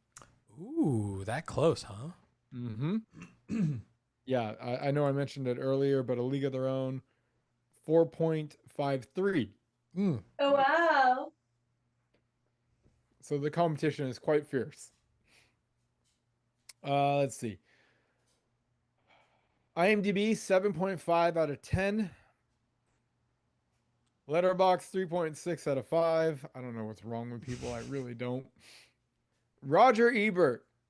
Any guesses? 10 out of 10. 3.5. Roger E gives it 4 out of 4 stars. Wow. 2 quotes from Raj. Quote, Field of Dreams will not appeal to Grinches and Grouches and realists. It is a delicate movie, a fragile construction of one goofy fantasy after another, but it has the courage to be about exactly what it promises. If you build it, he will come. Okay. Roger Ebert, man. What was his score? Sorry, I just walked in. 4 out of 4. Oh, nice. They love baseball, and they think it stands for an earlier, simpler time when professional sports were still games and not industries. That is so much better than what I was trying to say when it comes to capturing the innocence of baseball. Go ahead, Matt. I will make this argument and I will stand by it. I still feel like hockey players are like some of the last remaining athletes who still do it for the love of the game. Like, yes, they're getting paid, but of the athlete, like of the major sports, they're probably getting paid the least. But I think hockey players go through a lot more. And the reason they put themselves through it and go through it year after year after year, knowing that they're not getting the dollars they deserve, is because they love the game. What about like UFC fighters? They're just insane. I don't understand fighters in general. Like, I mean, boxers, Muay Thai, MMA, all of them. Like, I don't understand fighters. Jamie, I don't get it. Why do you want to get punched in the face? I mean, hockey players get punched in the face, but that's like, I have some choice in that. You also have gear. And I'm not shield signing. Yeah, I'm not gear. signing up to get punched in the face. Like, it just might be a byproduct. Hockey, a byproduct to getting punched in the face. That's how the spectators would prefer. I came to a fight and saw a hockey game break out. Yeah. Go ahead, Brian. I'm just gonna give you a little pushback. Okay. On your theory here. I think you can throw professional golfers in the mix on this one too. I think if you don't love golf, why would you play golf? But here's my thing. Like, here's my case. If you sign up for a tournament, in order to actually walk away with a paycheck, you have to make you have to make it into the weekend. You have to be make Adam it into Sandler. Saturday and Sunday. If you get cut, if you don't make the cut and you've golfed Thursday and Friday, there's no paycheck for you. Nothing. So, for those who might not know how the golf tournament really goes, so what you're saying is Thursday and Friday are kind of like the preliminary part of the tournament. If you don't make it past that preliminary point where you have to be within the top 20, 30? It's normally like 70, 72. Okay. Is who makes it to the weekend. Gotcha. So you have to be in the top, we'll just say 70. You have to be in the top 70 to make it into the weekend. And if you don't, you pay it into that tournament and you're getting nothing out of it other than 2 great days of golf. That's correct. Now, you also, I mean, you know, some of the big golfers, they get sponsorships, things like that, and what have you. So yes, you can make an insane amount of money playing golf. I mean, Scotty Scheffler, I think last year, I forgot what it was. I want to say anywhere from 35 to 50 million in wins or something like that. It was stupid money. But you got to win tournaments. And again, you're going through a field of like 150 is what it starts off with. And it all boils down to you beat everybody out there. And it's, you know, the best of the best. Like a field of dreams. Yeah, exactly. So it's not like baseball or basketball or football where even if you play like shit, you're still getting paid. You know, like how many times have someone, oh yeah, we paid this guy like a 5-year contract and then he's got a broken arm for the first year and yet he's still making millions, right? So I don't know. When it comes to golf, it's and not to mention golf is one of those sports where it's still a sport of honor and integrity. You know, to this day, where you can actually call a penalty on yourself without even having anyone seen. You know, they may not have saw what you saw, but it's up to you to call that penalty. It actually, ironically, just happened in this last tournament. Yesterday, Cam Young was the winner, and what? You know, like what you should put on. All right, let's turn that. Oh, sorry. Okay, moving on. I don't know what's happening. We got it. I'm rambling. Oh yeah, where's our like yellow triangles that go up the screen, Brian? Yeah, I got a triangle myself apparently. I apologize. But anyway, so I'm just saying golf is definitely one that it's not all about the money. Yeah, I'll give you that. But they don't have to worry about somebody hitting them. Although, not to say that there aren't fights in golf. I've seen it. You guys get crazy. But that's probably because there's 6 Coors Lights deep, you know? We've seen Bob Barker. Yeah, I was gonna say it's the price is wrong. Yeah, the price is wrong, bitch. All right. The budget, 15 million. Worldwide gross, 84.5 million. Man, they just don't make them like they used to. This was nominated for 3 Oscars,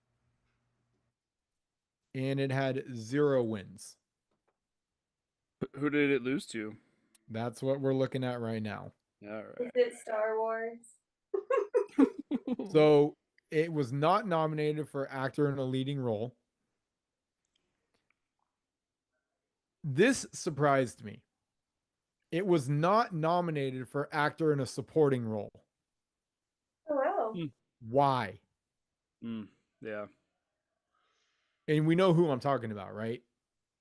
Well, James Earl Jones. Yes. either James Earl Jones or Amy Madigan, but yeah. No, James, all day long. Yeah. Nominated Danny Aiello in Do the Right Thing. Denzel Washington in Glory. I haven't seen that. Dan Aykroyd in Driving Miss Daisy. Marlon Brando, A Dry White Season, and Martin Landau in Crimes and Misdemeanors. I'm gonna take my pick right now. We can get Dan Aykroyd the fuck out of this category and put James Earl Jones in place of him. Has anyone seen Driving Miss Daisy? No. No. He is the son of Miss Daisy. And he's barely in any scenes, and he does fucking nothing. He's barely there, and he does fucking nothing. It is amazing that they passed up James Earl Jones for Dan Aykroyd. I'm absolutely stunned by that. I'm curious if Matt agrees when he gets back. Well, I mean, when you put it like that, I agree. Maybe popularity contest. All right. There was no nominee for actress in a leading role. No nominee for actress in a supporting role. Oh, so they had separated out between actor and actress. Oh, always. Oh, okay. So Amy Madigan probably would have been one of those. Brenda Fricker, My Left Foot. Angelica Houston, Enemies, A Love Story. Lena Olin, Enemies, A Love Story. Julie Roberts, Steel Magnolias, and Diane West, Parenthood. I have not seen many of these movies, so I cannot weigh in my opinion. Art direction, no nominee. Cinematography, no nominee. Costume design, no nominee. Directing, no nominee. Documentary, obviously no nominee. Film editing, none. I guess maybe just say the ones that it did nominate. I know, I'm looking right now. Okay. Oh, okay, here we go. Nominated for musical original score. Well, you and I definitely would nominate it for that. Well, this is a hell of a category. The Fabulous Baker Boys, David Grusin. Okay. The Little Mermaid, Alan Menken. Born on the 4th of July, John Williams. Oh, wow. Okay. Indiana Jones and the Last Crusade, John Williams. Ooh. The Little Okay, yeah, definitely not Field of Dreams. Any guesses? I know Little this. Mermaid? I would not want to be the person to make this decision. I'm gonna guess The Little Mermaid, just because it's Disney. That's my vote too. You both are correct. It was the Little. I mean, you can still sing that that whole movie. But you can't sing a score. You can hymn it. Or hum it. You can hum it. Yeah. Yeah. Little Mermaid also won for music original song. Anyone want to guess what that one was? Part of the You would think it was part of that world. That wasn't even nominated. Oh. It won thought it for it won for Under the Sea. Yeah, that's what I said. It was also nominated for Kiss the Girl. Part of this part of the sea. Part of the sea. Part of your part of your world wasn't nominated or anything, which I feel is probably the best song in the movie. Well, see, Under the Sea is the one I remember the most. So I don't know, maybe that was just like commercially better. Well, Under the Sea is definitely it's commercially boppy. I Yeah. would not think of I would think Part of Your World for Yeah, 100%. I'm with you on that one. before Under the Sea, at least for me. Yeah. Under the Sea. Like that just sounds like a freaking commercial for a Caribbean cruise line. Well, and the music, it's like the tiki, like it's a beat. But know. part of your world is just, oh man, that hits you. That hits you. Yeah. That piano intro. Yes. Yeah. I'm not saying you guys are wrong.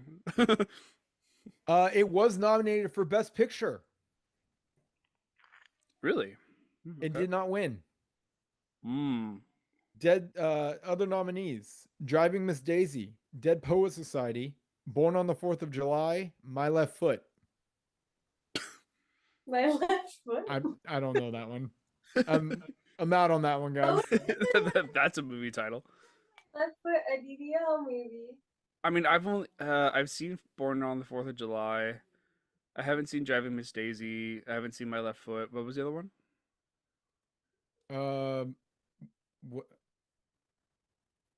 Dead Poet Society. I haven't seen that one either. But I've heard that movie is like a top tier movie.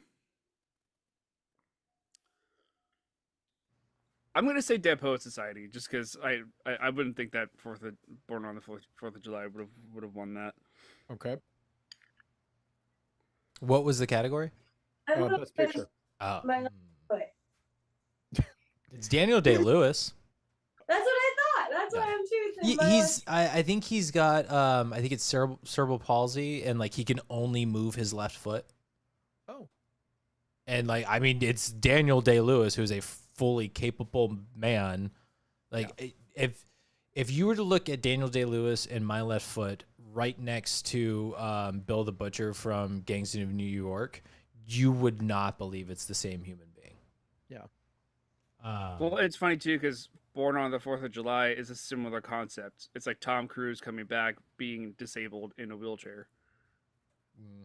And it's I forgot, was it directed by Oliver? Yeah, I think Oliver Stone directed that one. That one's a really good movie.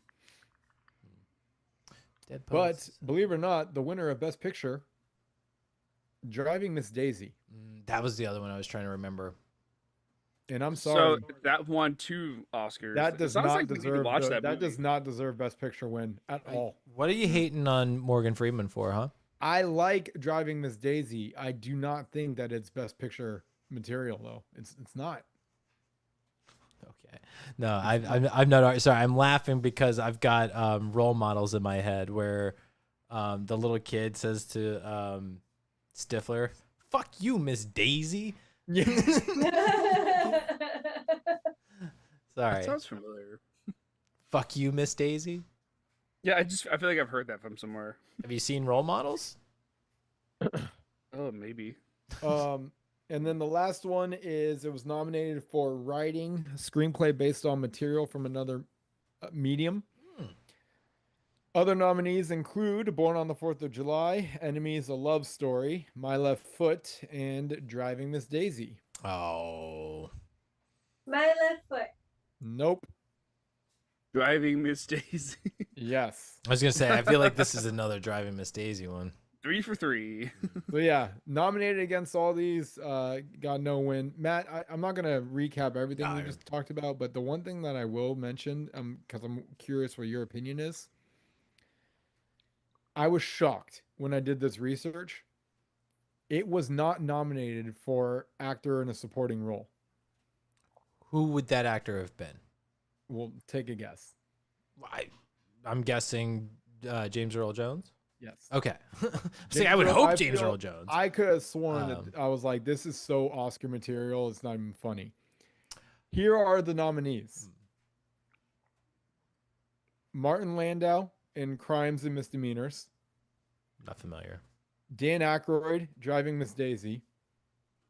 Okay. A Dry White Season, Marlon Brando.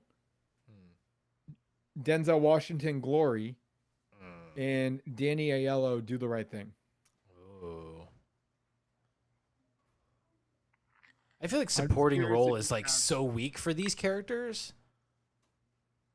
Like I don't know. Especially for the one that won. You want to know my According to opinion? Go ahead. And I told Nick and Jen this already, is you can get Dan Aykroyd out of this category and you can substitute James Earl Jones for it immediately. Okay. He is- Could you He go plays through? he plays the son of Miss Daisy. Hmm. I think he's in two scenes and he does jack shit. That's what I was getting at, like with supporting role, where I'm like, these guys aren't doing much. Who No. else? Who else was it that you listed? Danny Aiello, Uh-huh. absolutely keep him. Phenomenal job in Do the Right Thing. Who was he in Do the Right Thing? The pizza. Okay, yes, thank you. Perfect. He is very much involved in this movie. Very I forgot much his supporting. name. Sal. Sal. Sal, yeah. Yes. Sal's pizza. Incredible performance from him. Yes, and very much a supporting role. He is not. Yes. I'm in 2 scenes. Correct. Denzel and Glory, absolutely. I would. I Yeah. mean, oh my, he deserves the win. That's who I was expecting, to be honest. Yeah, he's the winner of it and deserves it. Okay. The performance of him, oh man, when he's crying, wow. Yeah. So again, and these it's feel like supporting roles. I can't weigh in on Marlon Brando, A Dry White Season, I don't. and Martin Landau in Crimes and Misdemeanors. I haven't seen those movies. Same. Not familiar. But I can guarantee you James Earl Jones did way better than Dan Aykroyd. Well, okay, and when I think of, and I cannot remember the actress who plays Miss Daisy, I mostly remember her from Fried Green Tomatoes. Pretty sure that's her. Anyway, but like I don't make any associations when I think Dan Aykroyd and Driving Miss Daisy. No. None. And I will admit that even before seeing Field of Dreams, I knew James Earl Jones was in this. Yeah. Like, I didn't know his part, but I knew he was in it. And that was one of the things I was excited about. I was like, how's he going to get involved? Yeah. All right. Okay. Gonna go through this fairly quickly, okay? There was a lot of research on this one. I just want to say, like, it has been 2 hours and we've done thoughts and have not finished fun facts. We're doing great. We knew this was going to be a good night. Yep. We talked about other baseball movies for like half an hour. That's not the point, Nick. After the filming was completed, the family that owned the farm kept the field. They added a small hut that had souvenirs for sale. As of 2008, visitors were free to come to the field to play baseball as they please between the months of April and November. Wow, that's awesome. Genius. Did they have to pay $20? No, everything was free. Free. They just had souvenirs. Wow. That's cool. So smart. Hey, the people came. There was a possible title, Shoeless Joe Jackson. Fans hated it because they thought it was about a homeless person. Oh, the movie was going to be called that? Yeah. Well, Oh, the book was originally called Shoeless Joe, right? Yeah. Yeah. Yep. So it makes sense. It's not like you don't need to like change the title so crazily, right? Right. Shoeless It's Joe just not a Jackson. good movie title. Yeah. Yeah, no, like, again, they just thought it was going to be about a homeless person, and they're like, no, we hate it. And I'm sorry, Field of Dreams is, nailed it. freaking whoever thought of that, just pencil down, step out. I've done my duty. Do you have further fun facts on the name? No. Okay, if you don't mind me tangenting real fast, this is just something I read on IMDb. I've not done further research, but apparently that was one of those things where that was the original name, was Shoeless Joe Jackson, right? It didn't test well. They thought it was about a homeless person or like some hobo. So like, why are we interested? So they suggested changing the name. They land on Field of Dreams, and I guess the story goes that Phil Alden Robinson, writer director of this, goes to the original writer of the book, K.P. Kinsella, and tells him about this, just kind of like giving him the heads up.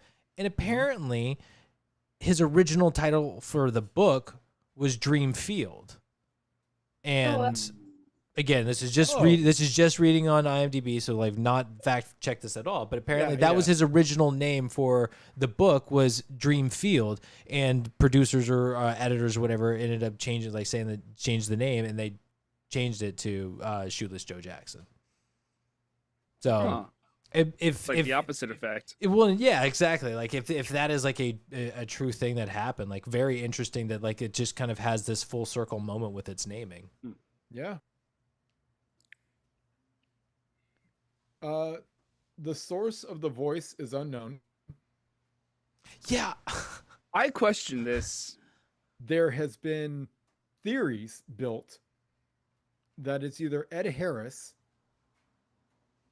which or I wrote down. I wrote down Ed Harris in my cast list, because but I wrote it down, and I'm confirming it right now, like putting a question mark next to him, Ed Harris, because he is listed in the credits on IMDb, but it also says like unconfirmed, so it's like it's rumored that it's him, but he is listed in the credits on IMDb, so I included them. It was like so, and no one to this day has cracked the case on who it is. I thought it was Ray Liotta. Those are the two lead contenders of The Voice. That's a diehard cast right there. Not one single person leaked. Well, I thought homies. it was just kind of like voice of God type of voice. Morgan Freeman. Well, it really is just supposed to be like an unnamed man who's just like voice of God narrator type. It is the voice. Yeah. That is kind of the beauty of not having it confirmed or not knowing it. Like everybody kind of keeping the secret, not confirming it, is like it is just the voice, and it adds this mystique to the movie. It keeps it magical. Yeah. So anybody out there who knows the answer, keep it to yourself. There you go. Ray Liotta had 0 baseball experience in real life. Oh. He looks so natural swinging a baseball bat. I don't know. I was very impressed with the way he looked out there. If you had zero experience, good job, Ray. Well, lots of takes, editing. Yeah. Movie magic, baby. Yeah. The movie's line, quote, "If you build it, he will come," was voted as the number 39 movie quote by the American Film Institute out of 100. Ooh. Also, one of the most misquoted quotes. Oh, really? I thought it was "They will come." You what? I always thought it was "They will come." Along with everybody else. Yeah. Which I have a running theory. If James Earl Jones is in your movie will be misquoted. Oh, that's great. Smalls, you're killing me. Yeah. If you build it, he will come. Oh, man. This was Burt Lancaster's last film. Wow. I believe he died shortly after. Because he retired and lived for another 30 years. Yeah, no. Who is that? Doc Graham. Moonlight Graham. What a name. That is Freaking name. apparently a real baseball player. Yeah. Ben Affleck and Matt Damon are extras in the Fenway scene. I looked and looked and looked. I couldn't find him. The Fenway scene. Oh, when they're at the game? We're at Fenway Park. You know Oh. what? Interesting. I wanted to look that, like, I wanted to pay attention to this. Oh, I was hunting. I was sniper. I was in the movie. I was like, no, I don't know where you are. I'm determined now. Shoeless Joe was actually a left-handed hitter. And the movie could care less and made him a right-handed. Rude. Because it was where they had the camera stationed. Let's see. James Earl Jones decided to do the film after his wife read the script and became mesmerized by Mann's "People Will Come" speech. Both joked and had concerns that the scene would be cut from the film. No, not at all. The field was constructed over the 4th of July weekend under the direction of Los Angeles Dodgers groundskeeper. Hmm. So that was a real field in a real farmland, Yep. corn maze. Everything Wow. was legit. Wow. And to this day, as a matter of fact, you can enter 42 degrees, 29, what is it? 29 feet, 51.8 inches north, and 31 degrees, 03 feet, 18.4 inches west in Google Maps for the location of the field built for the film.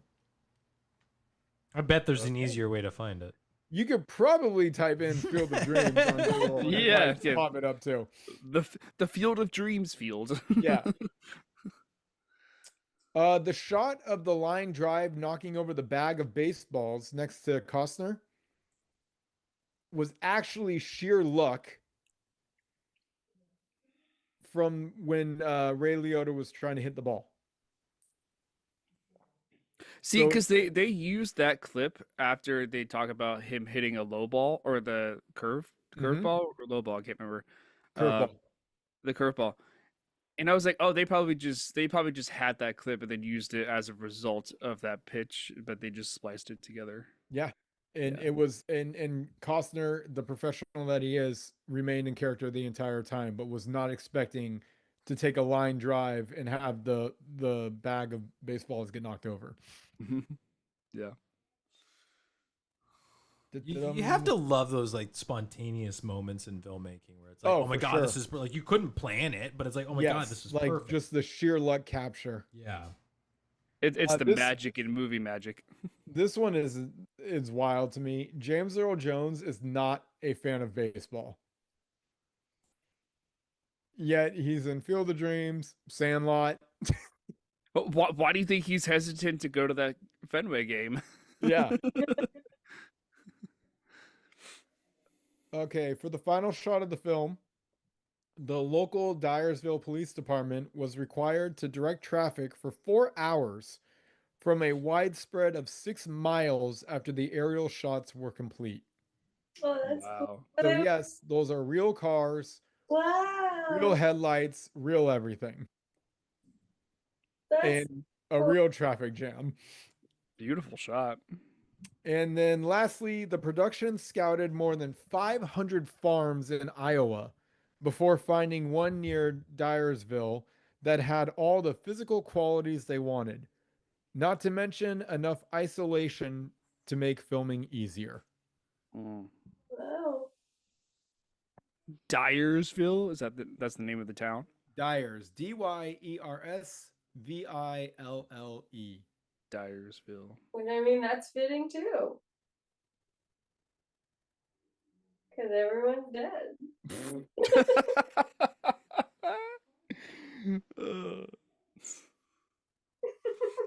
That was good, Jen. That was good.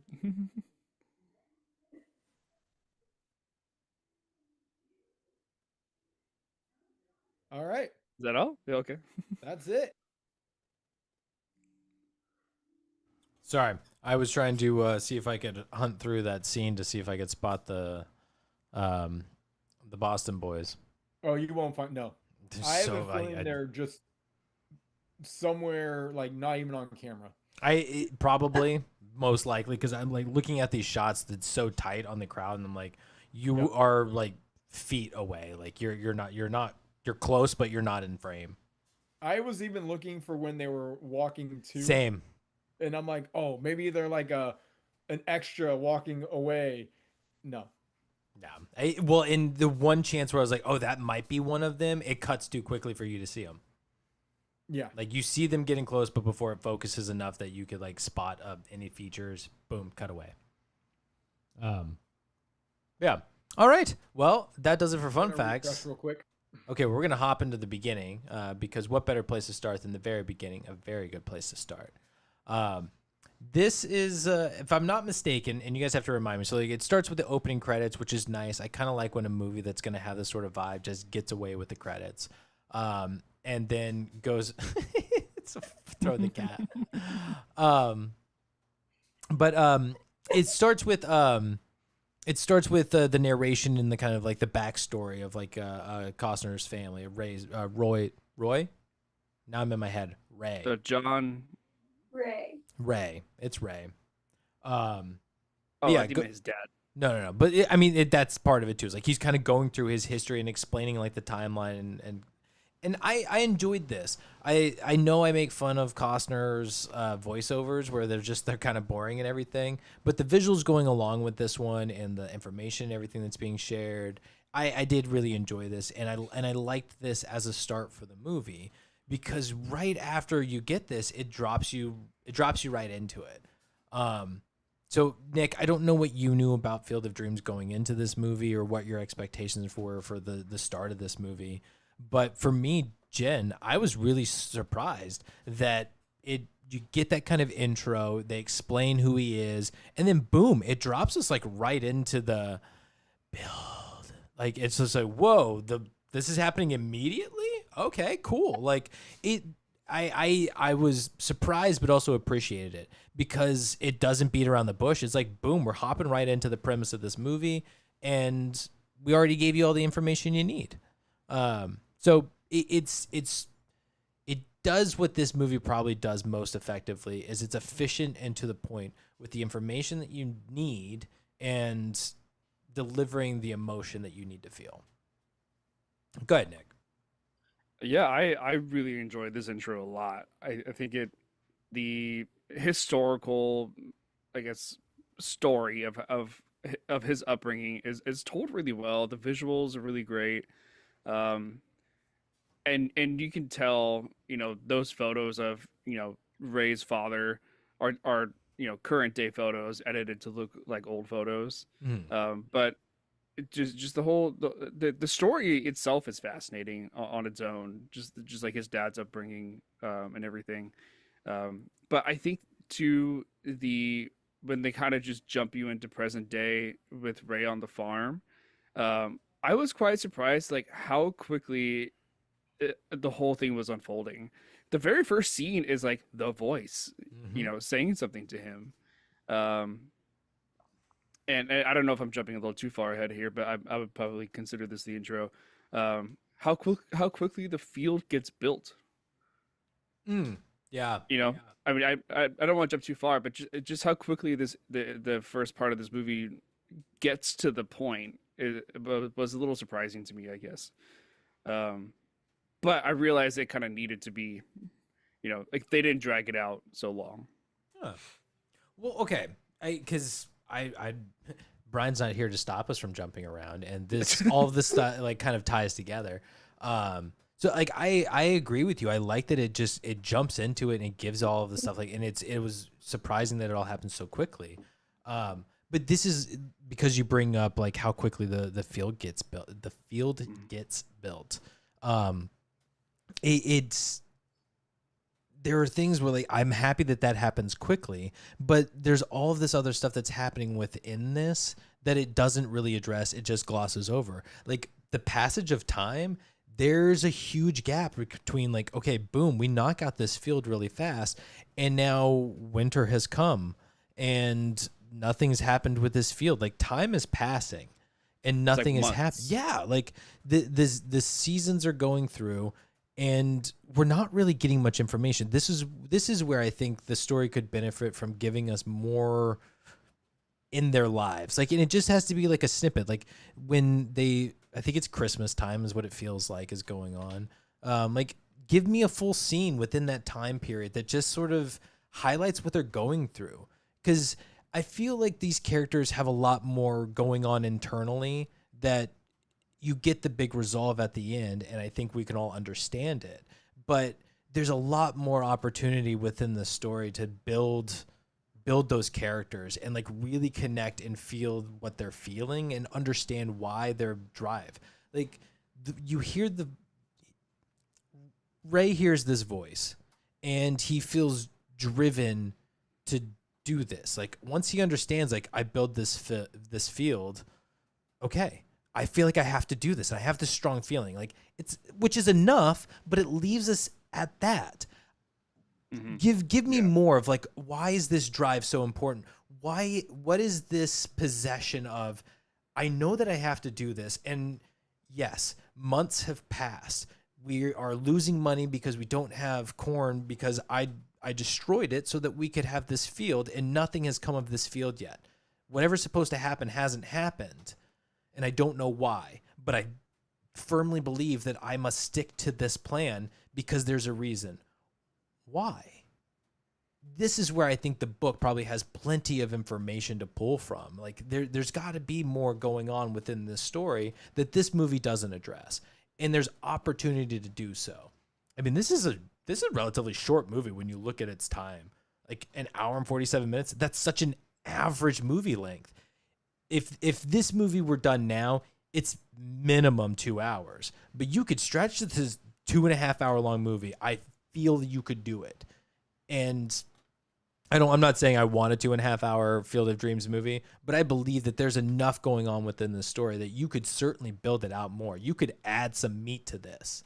And I think it makes it a stronger movie. Those being that just being an opportunity. Nick, you've been patient. Go ahead. No, I think there is I think they do explain the why. It's not really necessarily about building the field itself. Ray explains to his wife how his dad was never lived like an adventurous life. He was never spontaneous. Like he never did things that was out of the norm. And he's expressing his struggle of being in his 30s, never having like spontaneous feelings of doing anything. And he just felt that this was his time to have that experience, whether it was building a baseball field or not. But he just felt this sense of like, this is what I'm meant to do, something so out of the ordinary, and it just happened to be a baseball field. So does that kind of answer like the why you? I mean, yes, that is the initial drive. Why you build the field is like, I don't want to be like my father. I want to be spontaneous, and I know this is crazy, but again, I feel like I have to do this.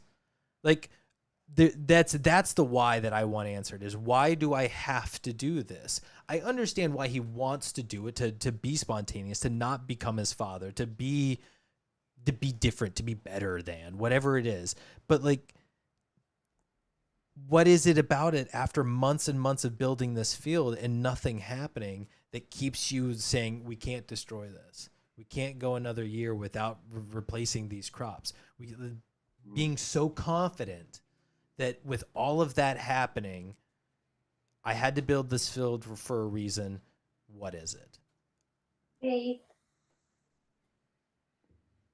And draw into that, right? Like, is the voice God? We talk about heaven. Is this heaven? This is Iowa. I think Jamie said it best when we were watching it. It's like, boom, there's your slogan for Iowa written for you. You never have to do anything. Is this heaven? No, it's Iowa.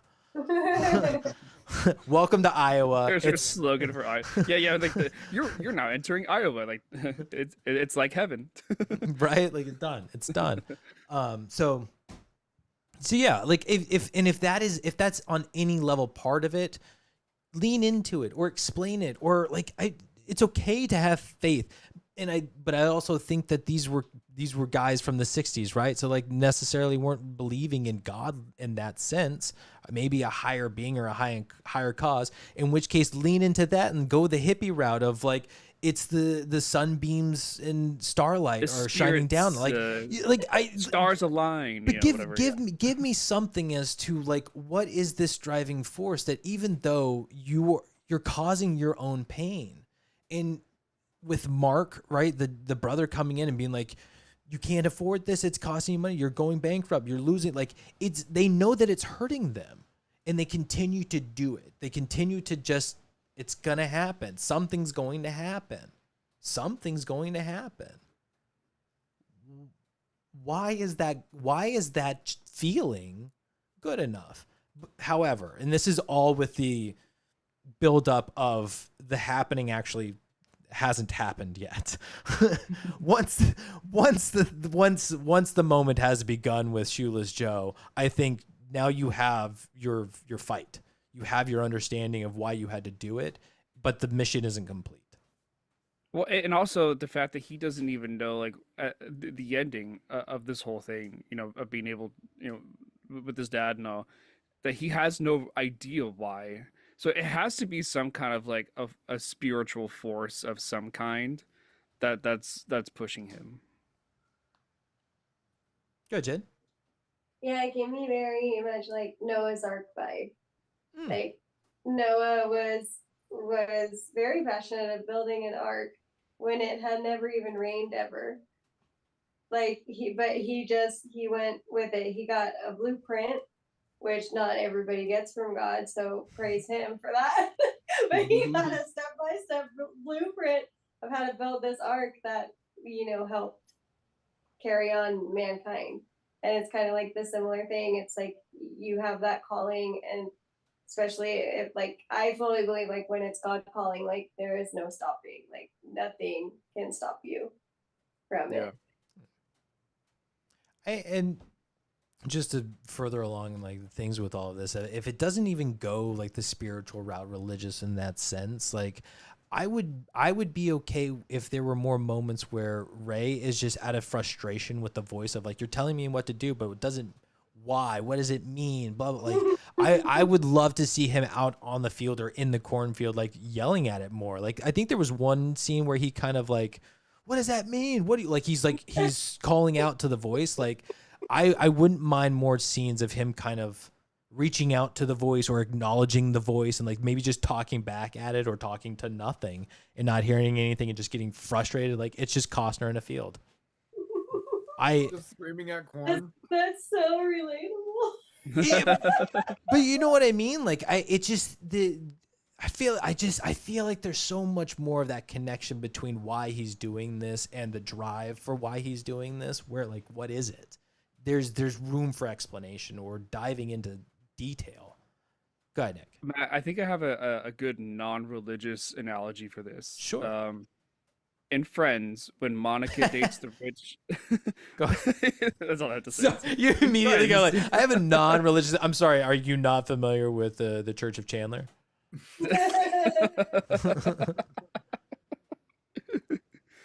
No, when Monica dates the rich chef. Yes. That guy, and then he's at the end of their relationship when he gets into the whole boxing and fighting, and she's like, "Why he's are not you a doing chef. this?" I thought he was. Are we talking about Jon Favreau? Yeah, he's a tech guy. Like he owns, like he's got like a computer company. He's got, like, a tech I'm company. getting her boyfriends mixed up. I don't think she ever dates another chef. I thought she did. No. Oh no, because he buys a restaurant. He buys her the restaurant. Yeah, That's right. That's what I was thinking. Chef. He buys her a restaurant because she wants to be the chef of it. Sorry, I just love how you're Whoa. talking about Jon Favreau and there's just no name of Jon Favreau.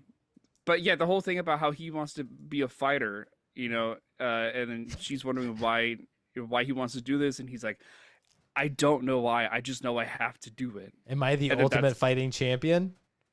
Yeah, but like sometimes you just don't have a why for these things, and it's just you just do, right? It's just a feeling of like I gotta do this, and that's it. Like that's your why. It's an internal calling. That's how I ended up here in San Jose. Still don't know why I'm here, but maybe I'm crazy. Maybe there's a behind it. Matt, I hear you. It sounds like you really want more it's reasonings, but maybe there just isn't.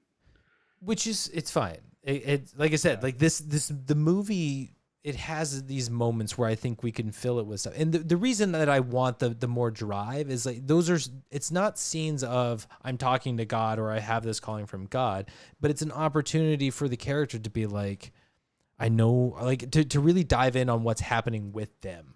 Like there's a couple of moments when Ray talks about his dad and like have more of a connection to that, so that by the end of this, there's an even bigger payoff. I mean, there's some moments that they tease where it's talking about baseball and his dad with baseball, and he's like, yeah, me and my dad would do this and blah blah blah, and it's like, but it's such a snippet. It's just this quick little blurb of a moment where he's relating things with like that, how they were with his dad and stuff that he learned from his dad, but not really reflecting on it at all or diving into things more. Like what's his wife's name? Amy's character? Annie. Like Annie, yeah. she's a perfect catalyst for those kinds of questions. Like in God, and there's a moment towards the end. I've jumped all over the damn movie at this point. Are we gonna go to memories or? No, you walked. I told you. Intro. You walked away, and I said you're not here to stop us. So I have not stopped, and I've covered everything. So I will We're stop. technically on intro, but I will stop. Well, this train has reached the end of the line. Please get off. There will be no more trains departing from this track. Derailed, brother. Yeah. Well, it's not my fault the guy fell on the tracks and then the lady went out after him. And anyway. But let's talk about memories. Memories. Who's got memories? I don't remember much about this movie. Jen? I mean, obviously the quote is like the very first thing I always think about whenever I 100%. Field of Dreams. But I say the quote wrong, so is it really a memory? It's my own version of the memory. No, it's a Mandela effect. Yes, like the Bernstein Bears. No, like the Berenstein Bears. And then definitely like the very end, that traffic, like it looks like a lightning bolt just going straight. That is so cool, and it made it even more cooler knowing that was like real. That oh, what a shot! So. And then I think just the doctor in general, just his character. That's it. All right. So yes, my number one. I think it's gonna be everyone's. Number one is if you build it, he will come. They will come. My other one is just the look of the field itself. It's just so God. It's just so like American baseball field. Like you just got the one house with the beautiful baseball diamond, and if you hit a home run, it's into just rows of corn. Like it's just that image alone is really great. And then the other one, secondary to if you build it, he will come, is the scene. I didn't go super creative on the title by any means, but people will come. And this is like, oh, James Earl Jones is in our movie.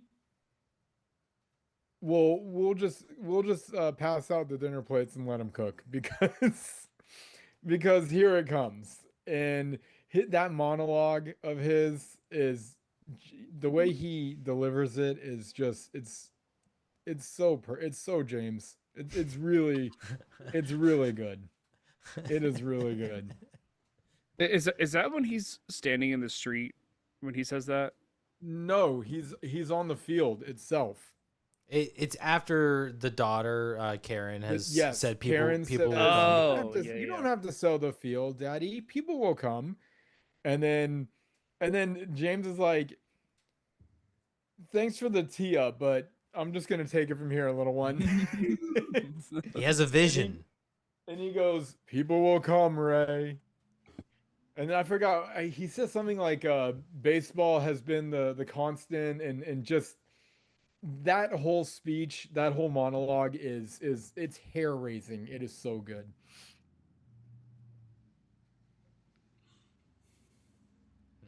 A couple of memories I have. Yes, the quote for sure.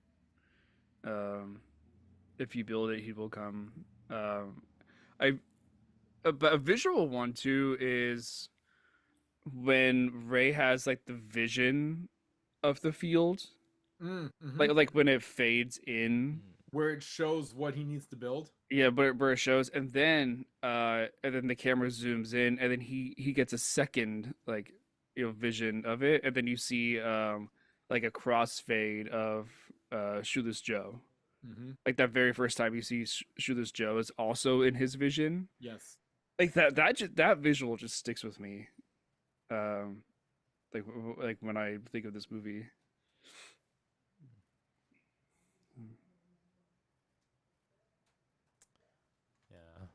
You guys have said some of the same memories, but the one that I'd like to add is it's the first night with Shoeless Joe, where it's them kind of like playing catch, and like I mean he's hitting the balls and he's pitching, like they're not really saying a whole lot, but the comedy, but also just like the fangirling of Ray.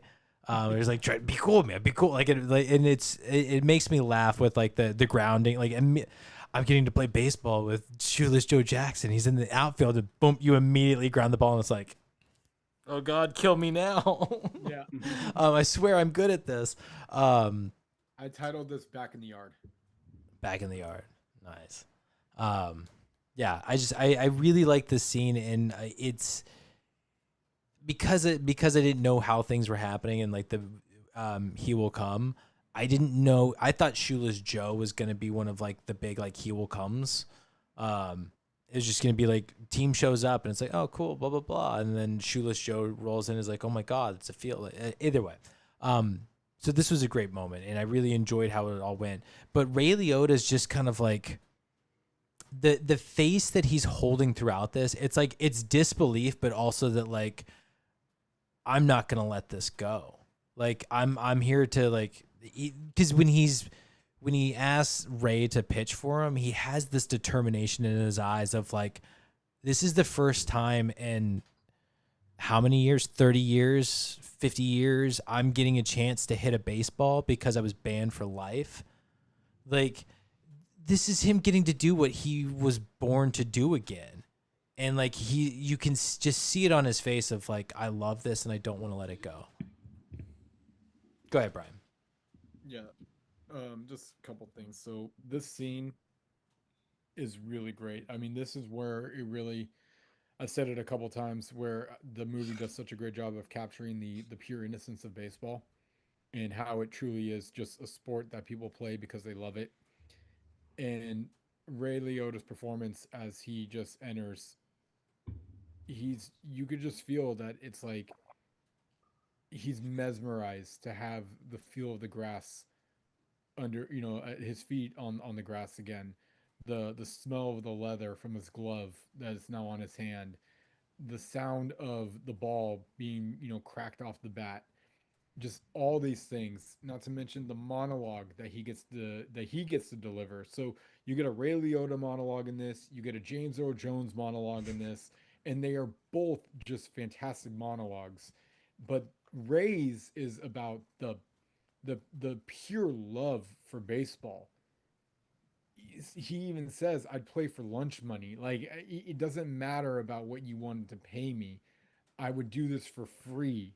Like all these things where it was just he really hones in on how much he loves the game. And yeah, just everything about this scene is almost I guess the word is captivating. Um when it just grabs you. You're just so just taken back by what's happening, what's going on. The fact that it's done at night, I don't know what it is. It almost seems more of like, again, it's the romance to baseball.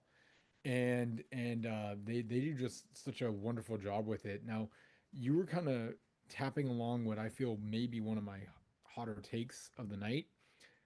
A lot of people think if you build it, he will come is referring to Shoeless Joe. Even the movie tries to make you think that it's about Shoeless Joe. It's about them trying to bring the players back to the field and basically give the White Sox scandal team. Because this is basically they're referencing the White Sox who threw the World Series. If anyone who is listening or if you guys don't know, if you want a brief little summary of it, obviously you can research it. But a really good movie, Eight Men Out, is all about the White Sox scandal and how they threw the World Series. But my hot take may not be super hot. I don't even think it's about them. I think this entire movie is about the reconnection between Ray and his father. Mm-hmm. And Yeah. it just happens to be on this baseball journey. If you really, with as many times as I've seen this movie, if you would really put the coal to the fire here, I don't even think this is a full baseball movie. This seems more of like a drama that is around the sport of baseball, but it to me it's just more about the reconnection of a father and his son. And again, if you build it, he will come, ease his pain, go the distance. Has nothing to do with the White Sox. It has everything to do with John. I Go agree ahead, with that. Nick. Well, I had one thing. Now I have a couple things. Sure. Yeah, I know. I could probably open up a can. Little can of worms. Yeah, but you guys are talking about this first scene. Is this the scene when Shoeless Joe is like, "What's up with the lights?" Yes. Okay, so I that cracked me up because it was just like, okay, he really is from this era of the 1910s, 1920s, or whatever. Right. When Uh, all they had was daytime. yeah, just day games and no night games. Yep. So I get that was just a little comedy chop I found very funny. Um, but I mean, like we said, this is a family oriented movie.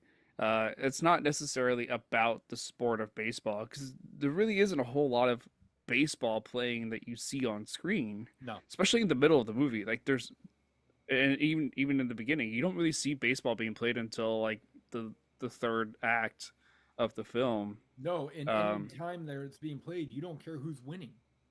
yeah, and a lot of the times when you see them out on the field, they're practicing, as Yeah. Ray states, Um, but uh, I just wanted to comment on the statement you made, Brian, about like a reconnection of father and son. I don't think it's really more so a reconnection. I think it's more of a closure. It's Okay. it's Yeah. providing closure for Yep. Ray that he never or that he took for granted growing up as a teenager, not not wanting to be more present with his father because he states so many times about being 17 and just being like a slack off kid who never really paid attention to what his father wanted to do with him.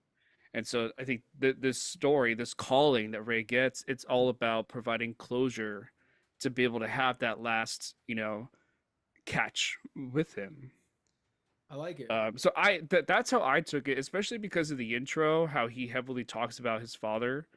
I was like, oh, okay, this is gonna come back to his father somehow, but the meat and potatoes of the movie wants to kind of distract you from that, so that the payoff is like hits you hard in the end of like, oh, that's right, yeah, this was all about his father, and it's the journey of how he got there, and I think that's like the movie's strongest point. Mm-hmm. Matt? I think what goes along with all of this, of like the closure and everything, is like that's what this field represents as closure. I mean, the whole point of it, like he builds it as an opportunity to give people who, To give back. well, it just for people who were wronged by the sport of baseball, an opportunity to right that wrong. You know, like, I mean, although if I'm not mistaken with the Sox, in theory, Shoeless Joe was the only one who was not involved in the actual throwing of the series. Yeah. So, in which I know that there's a whole history with all of that stuff, that like he's still, Because he was only there for one inning. For no, one that's a game, totally different right? guy. A totally different guy. Oh, But that's that's a different guy? That's Mike Arch. Graham. That's Archie. Yeah. Oh, That's okay. Moonlight. So Shoeless but Joe was one of the best players on the White Sox. he was one of the greats until this He was banning. one of the greats of the game, to be honest. Yeah. Until this banning cut him in his prime. Mm-hmm. So that's the first righting of the wrong, the getting closures for Shoeless Joe, right? Is an opportunity to play baseball again. And then the second is for Archie to get that opportunity of like, he only got to play one game, and like he had this dream that he wanted to live out, and getting to see that through. He got to play his game against the majors. He got to do his wink. Like, he got to play everything out the way that he wanted to. And when he gave it up knowing that, like, I got what I needed. He got his closure. So ultimately, who was the last person to really receive that closure? Ray. So that, like, the closing of the loop, right? Yeah, and I mean, if you think about it, I mean, I feel like we all play sports. If you put yourself in a position where you wake up tomorrow and you can never play the sport that you love. Can you bring the mic closer to you? You're really quiet. Yeah, you're a little quiet. If you wake up tomorrow and you can never play the sport that you love again, I mean, don't you put that evil on me, Ricky Bobby. Thank you. That's a hardship that I'm just not willing to even get close to. I am nursing you bruises told me I can currently. never pick up a golf club and swing again. I don't even know what I would do. I don't know how I would react to that. So, yeah, I mean, just by them being told that they're never playing baseball again, and they can come back to the field of dreams and relive their glory days day after day after day, like it's very, it's the romantic side of baseball. Yeah. I mean, I play Australian football. As much as I like it, I wouldn't say like I love the sport, and I don't know what I would do if I couldn't play it. But for me, it would be running. Like if I couldn't run anymore, I'd be like, man, I don't know what I'd do without that. Tough pill, yeah. Yeah. Yep. Yeah. Till the day I die, I will do everything I can to play hockey. Yeah. Well, field's wide open, guys. Yeah, jump around. We can go to first base. We can go to left field. I think in my original tangent, I hit a bunch of stuff, so I'm going to remain silent for a moment. Yeah, Matt hit all the bases. I'll start off. Grand slam, baby! I'll start off with two minor things. Oh, go ahead. Jed technically had her hand up first. Can we remove the pin? Oh, yes, sure. If you want to jump into that. Oh, yeah. Yeah, because then I have to go dark and I'm going to get into bed. I'll still be here, but we're turning off everything. So restate the question you had, Jen. Okay. So I guess to everybody, because so who thinks Terrence was a ghost, or who believed him to be a ghost? See, my head scratcher was, is Terrence Mann dead? Yes. Okay. So I don't think he's dead at the beginning. Like when we first find him and Ray hunts him down and does all that stuff. I don't think he's dead there. I think him walking into the corn is him dying. No. Oh, wait, hold on, Matt. I think him walking into the corn is him transcending. I don't think he's actually dying in that moment. He has been invited to transcend into the world of the ghost baseball players. So Nick, you think Terrence was in the afterlife waiting room? Well, but fully alive. Like Fully transcending does not mean dying. In my opinion, I don't know. He's no longer exists on the earthly plane. Correct. Yes. Yeah. He no longer exists on the land of Earth, but he is very much alive, just in a different realm. Can he return to Earth? I don't know. That is the difference. Is he alive or dead? Can he? If he can return back to Earth, I think he's, Then he's alive. alive. Yeah. I would like to think that he is. Because what in what position would he be in to die in that moment? Like he doesn't seem to have any health issues. He's not, of old age. I want Yeah. Jen to go. I want Jen to Jen's go. go. Okay, yeah, Jen, go for it. Go ahead. I think he's already dead. He's been dead. And Ray goes to like free a ghost, essentially. So this is what makes you like, okay. Because there's a part before they actually begin their little adventure. There's a part where Ray is reading like a newspaper from who knows when. It's like, hey, did you know you're missing? Like this guy is a ghost. And then if you notice when they're getting their hot dogs, the concession people only hand the physical food to Ray. There is no physical food being handed to Terrence. Like there's signs in it that he is a ghost. And then the final kicker is like when the brother is like, "Oh hi, yeah, I'm Elvis," and they like shake hands, but he doesn't. But the brother doesn't realize he's actually shaking hands, and I think that's why Terrence giggles to himself. Honestly, I think he's like, it's like, if only you knew. But I feel like there's been so many little signs and little trinkets that show he's gone But the brother sees him. The brother-in-law sees him. eventually. This is where I've been torn on because I feel that there's evidence that the movie shows that he doesn't exist or used to exist and no longer does. You brought up some of the big ones. The fact that people knew, starting like when they were in the city, they knew where he lived, but no one's seen him for a while, type deal. He ended up bribing someone to finally get the address where it was basically, the once you don't see a turkey or a chicken in the window, that's his door. Things like that. The one that I've never been able to pin down on is where you were just talking about. The brother, I feel he does see. I thought he does see him when he goes to shake his hand and says, "I'm the Easter Bunny." But you're saying you don't think he sees him. No. So you're thinking that they're like, this is Terrence Mann sitting on the bleachers, and to the brother he's just pointing to an empty bleacher. Mm-hmm. If The that's brother the case, is dead. get out of here. If that's the case, that he doesn't see him, then I think there's a very strong case that Terrence Mann is not alive and uses the cornfield to cross over.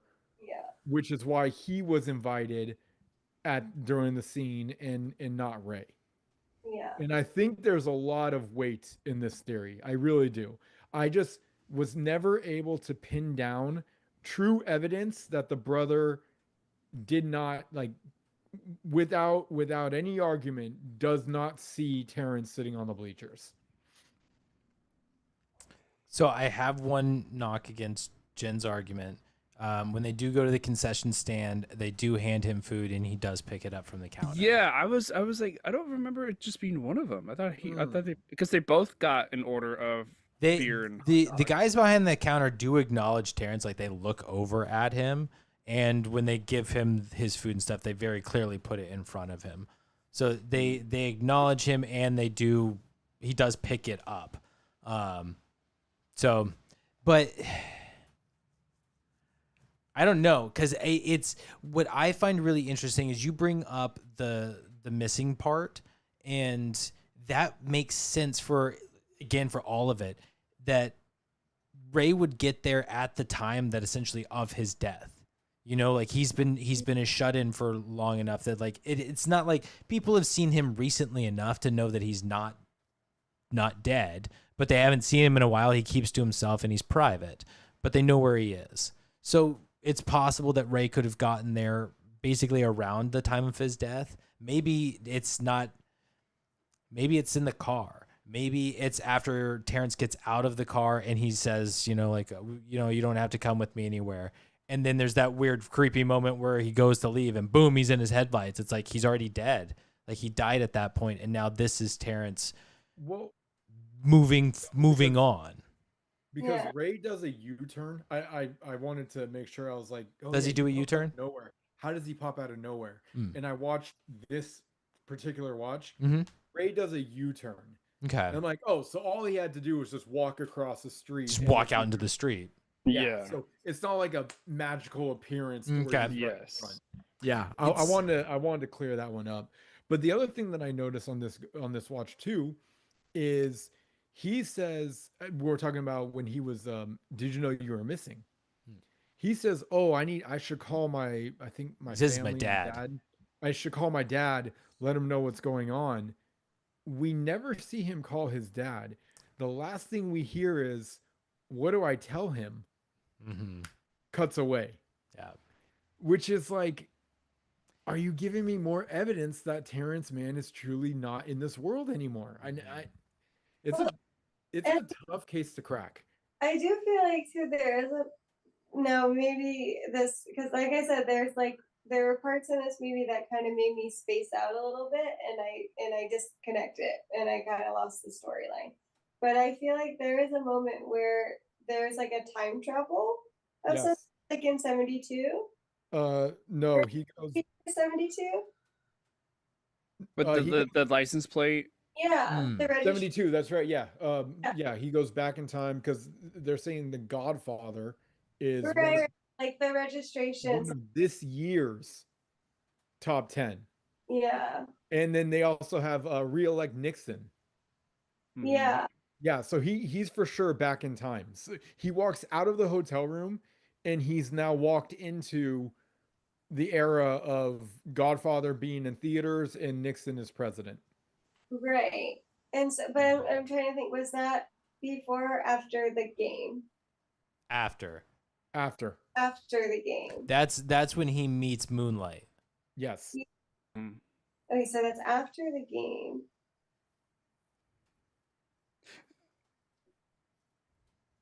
I don't know. I always thought he was dead, though. Can I just say, with this scene, since we're on it right now, this was the scene and that made me think, okay, what are the boundaries of this universe? Like, is there actual time travel? Is he in a dream? Is he like playing out? Is he like witnessing a historical event, but like his conscious is there? Like what are the boundaries, the constraints of this world for there to be like visions and voices and time travel and, you know, stepping over the baseball field, perimeter, and then like you are de-aging or becoming older. Like, what are these like magical? Like, what are the rules of this magical world? I guess is what's kind of like my biggest nitpick of the entire movie. It's like, where's the sense of it all? Like, there just seems to be a bit of inconsistency, I guess. It's really And I don't know if you guys had those thoughts as well, but I'll let Brian go. I did at first, but after watching this over and over and over as many times as I have, I actually appreciate it more than making a nitpick. The one thing I will say, we spend too much time off the field in this movie. When we're in the actual field of dreams, this movie has a different vibe, and it just thrives on so many levels. It's when we go out of the field and we go on this little mini adventure that Ray has to go on that kind of takes me out of the movie a little bit. Not a ton, but a little bit. I feel like we're away from the field way too long, and I would have liked, one of my nitpicks is I just would have liked it to be little quicker off the field, get us back onto the field, get us back to where the true heart of your movie is. But to what you were saying, Nick, it is this is where it gets very fantasy like, right? However, I always resort to the title of the movie, A Field of Dreams. Dreams being the main word that I focus on, meaning anything could happen. It's not, we're not really in real world anymore. You dream, you can dream up of anything. In in this particular moment, um, I feel like it's very important that he does meet Moonlight Graham because he gives clues that are very important for for the story itself. And that's where he talks about the one game that he did, never had at bat, more importantly what he's always wanted to do. Step up to the plate, wink at the pitcher thinking I know something you don't, and get a hit off of him. This then sets up for the young Graham hitchhike moment and all that. So, like I said before, it used to bother me, but when I really thought about the title and how it's more about anything could happen type deal, it really honed in on the story a little bit more for me. Nick. So I've because we're talking about dreams, I have a scene. Um, it's essentially the scene between Ray and Annie when he's telling her that he needs to go to Boston. Was it Boston?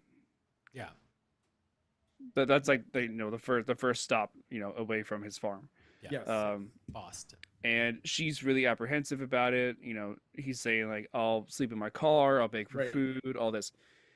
Like a very real argument to have as a couple, right? Especially when you've built this field and you're losing money. You're not going to be able, like, you're in facing bankruptcy and everything, and then when your spouse is kind of like going deeper and deeper into this hole that seems completely illogical, right? um as cool as it sounds, it's that moment when they're running down the stairs and then she sits on the step, and then he's talking, or I can't remember who says it first, but one of them says, "I had this dream last night that you were at Fenway Park with Yep. Terrence Mann," and then the other one says, "I had that exact same dream too," and then suddenly they both have a realization. Okay, yes, you are meant to go to Boston now. How plausible do you think like that is? For like, is it coincidental? Like, are these like, how did the both of them have the exact same dream in the same night? Oh, they were supposed to. And my question is, why did it take Amy so long to bring up that dream? I thought this too because they It went doesn't- because they went the whole day and even throughout the whole argument, and then she Exactly. never mentions it. He's over here talking about going to Boston, yet you've been sitting on the fact that you've had a dream of him in Fenway Park the whole time. Maybe she forgot. What? Maybe she forgot. No. No, you don't forget that. No, it's just so weird. It's so weird that it took her so long to be like, oh yeah, Bob. And also, he was talking about Terrence Mann. He's been doing research on Terrence Mann. He's Yeah. been sitting in the car with her the whole time about Terrence Mann. And you've had a dream about Terrence Mann, and you don't say a thing. Yeah. It could be too, just that like maybe she really didn't want him to leave, but because she found out that he had the same dream, she was like, okay, I've lost this argument. Go. I don't. You I know? don't know. I don't know.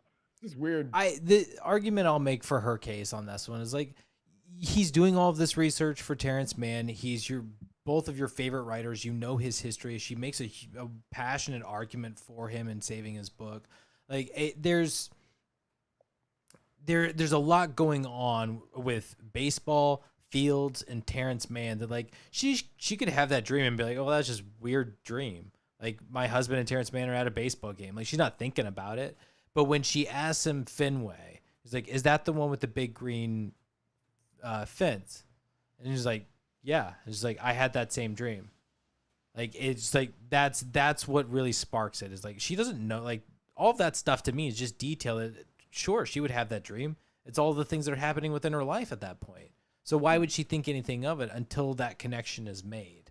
And then it's like, yes, we had the same dream. I understand you have to do this. Solid point. Yeah, but I feel like a lot of couples are eager to like talk about their dreams with each other, especially after they wake up.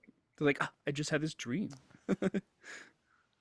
I only hear about Jamie's dreams when I'm in them and I've done something bad. And then like she's mad at you the whole day for something No, that you it's didn't just- actually do. Brian, were we not talking about like the dream versions of ourselves are apparently the biggest assholes in the world? Like, and she doesn't take it out on me. It's just like, oh my God, I had a dream last night and dream Matt was awful. And I'm like, what'd I do? I feel like there's a bit that's like, I'm mad at you, and you're like, for what?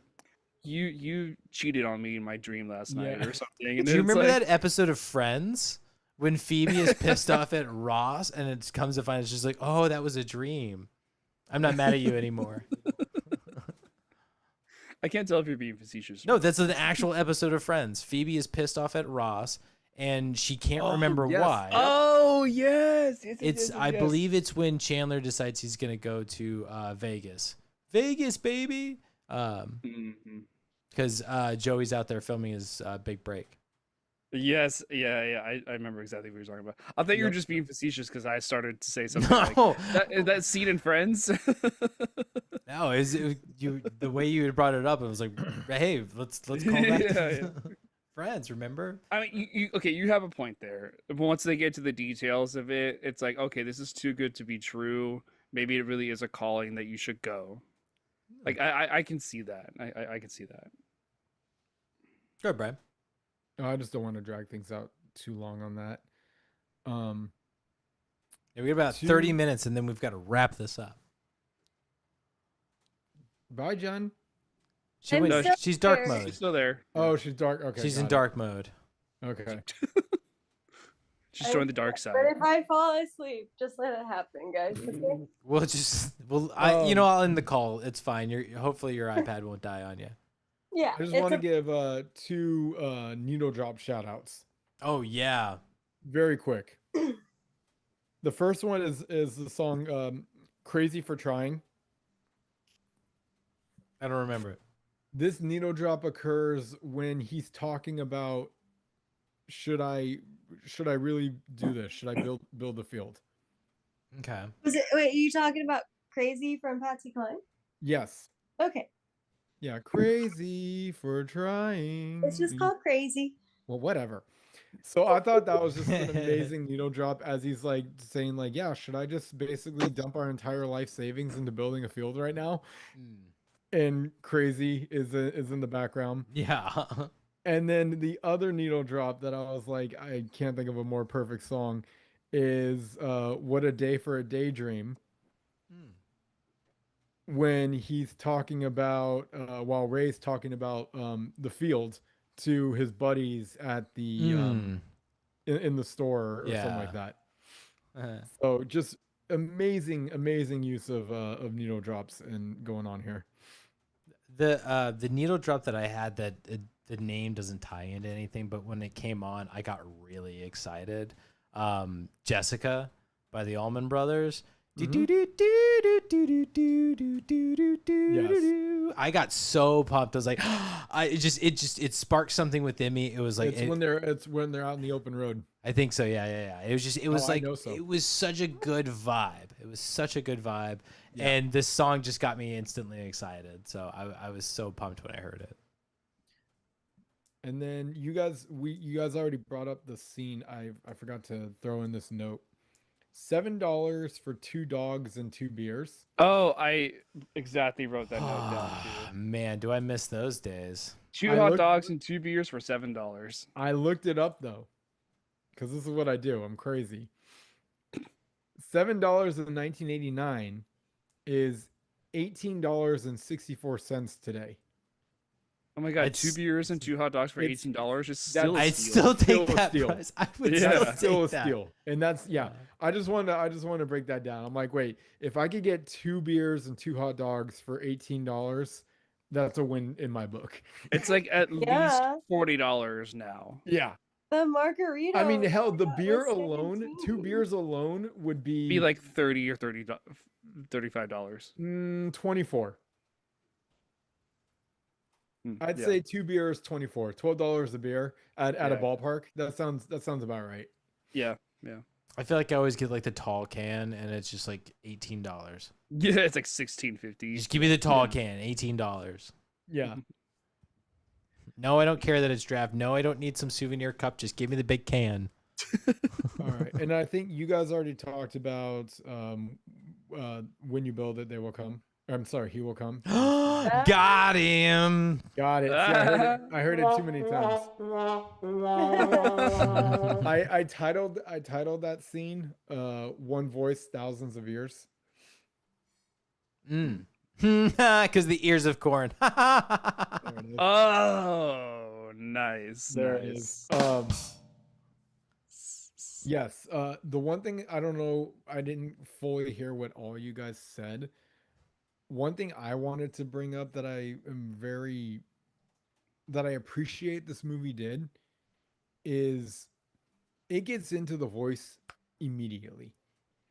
It's not like we got to go through 15, 30 minutes of story building and family building, World building, whatnot, and now we need to build the field. It is just like opening credits, or the montage from Kevin Costner of how he is, and then the last thing he says is, "I never did anything crazy in my life until I heard the voice." Next scene, Costner in a cornfield, hears the voice. I was like, oh, we're taking off immediately, and I think that was a very smart move. I agree. We did talk about that, and I agree. Okay. I just like talk about getting to the fucking monkey. Yeah. Anyone? I mean, I still have some notes, but what do you guys have? I have another scene, another fun scene. I don't know if you have a title for it, but it's essentially the PTA meeting. But with Annie. No title, but go ahead. No title for it. Well, come up with a title that has the acronym, for PTA. See if you can come up with something for that. Just sit on it while I talk about it. Yeah, no, go for it. I think Annie, she shines in this entire moment, like in this entire scene, because it starts out with the whole right wing people talking about how this book you can has call a it bunch PT Annie. PT Annie. Okay. Well, keep working on that. See, I didn't title it because this is actually one of my nitpicks of the movie. Oh, really? Okay. Yeah. Nitpick? Why? It just feels so misplaced. Oh, I love this. Sure, Amy does an amazing job it's a great performance from her. Hmm. But why do I care about this town meeting? It's what sets up the whole thing about Terrence Mann. Okay, so Not needed though, man. okay, hold on. It is. Yes, it sets up the whole Terrence Mann aspect of all of it for Ray. But what's important about it is like, and this is still happening today. Like, Yeah, the politics are still apply. These things still happen of like the censorship and all of this, and like Right. the point of it is because of what the 60s meant and their connection to it and what they fought for. Like they're the hippies, right? They're the ones who were just like free love, man, and all, like, but they were fighting for a reason, and that's what this woman is trying to do. Is like she is trying to censor something that she doesn't like because it makes her uncomfortable, and that's what Annie is standing up for here. And she's not a local; these are the out of town people, and she's calling this local out of like. Do you like? That's why she goes for the votes of everything, right? She's like, I'm not gonna try and convince you guys of anything, but I'm gonna ask you some simple questions, and you tell me what you believe. Do you like it? It's calling out our freedoms and how important all of that was, and how it's still important. So like that's why it's important for Annie in that moment, and the callback to why it's so important that we do care about Terrence Mann, because he is a major part of all of that. Otherwise, the connection to Terrence Mann really means nothing if it doesn't have that passion of Annie behind it. No, I don't know. It just feels very misplaced in this movie. It just I've always seen it as that. I don't even think that I needed a reason for Ray to find Terrence Mann. Like if we're part of this journey of, I mean, what was, we weren't really given a reason of building a baseball field other than he will come. So if we're just going off of like you instantly set it up to where do as the voice says, don't ask for a reason, and the results will follow. I don't need a reason for like this like background political reason for Terrence Mann.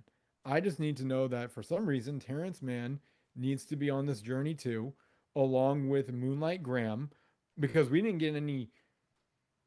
We got tons about Moonlight. What? We got tons about Moonlight. We have reasons to care for their journeys the entire way. Yeah, but I just the whole PTA meeting, I'm like, I don't know, just be done with it. Like, if we need to find Terrence, let's go find Terrence. But that makes no sense of like, just go find Terrence. But why? Go find Terrence. Why are we finding Terrence? What does it matter if we don't have the PTA meeting that explains why he's important?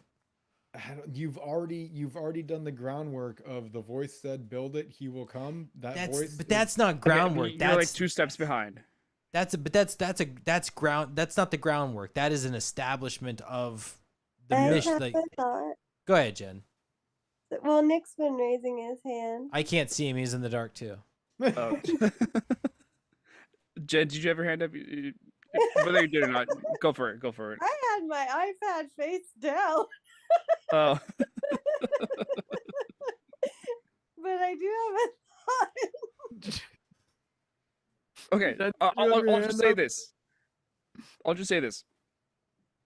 Ray, during this whole PTA meeting, is not really paying attention to a whole lot of what's going on. Because you see on his pamphlet, he's like writing the phrase "ease his pain." Ease his pain like 50 million times. And like he's like, you know, people when they're thinking really hard, they just keep writing and thickening the letters and everything. They're trying to come to or like trying to find an answer. Yes. And then it just hits him, right? Like the entirety of this movie is just like Ray figuring things out and things that just hit him of like, oh, this means something, Right. right? While Annie's the one that's doing her whole like, you know, 60s political thing or whatever, and you know, standing up for whatever she believes in, Ray is really not present because even when No, I agree. because when she's like, who is for this or whatever, and then she hits him, on the shoulder because he's like, oh yeah, I should raise my hand too, right? Like he's not paying attention to what she's doing or what's really happening. He's in his own mind of like trying to figure out what the next He's step trying to figure out is. whose pain he needs to ease.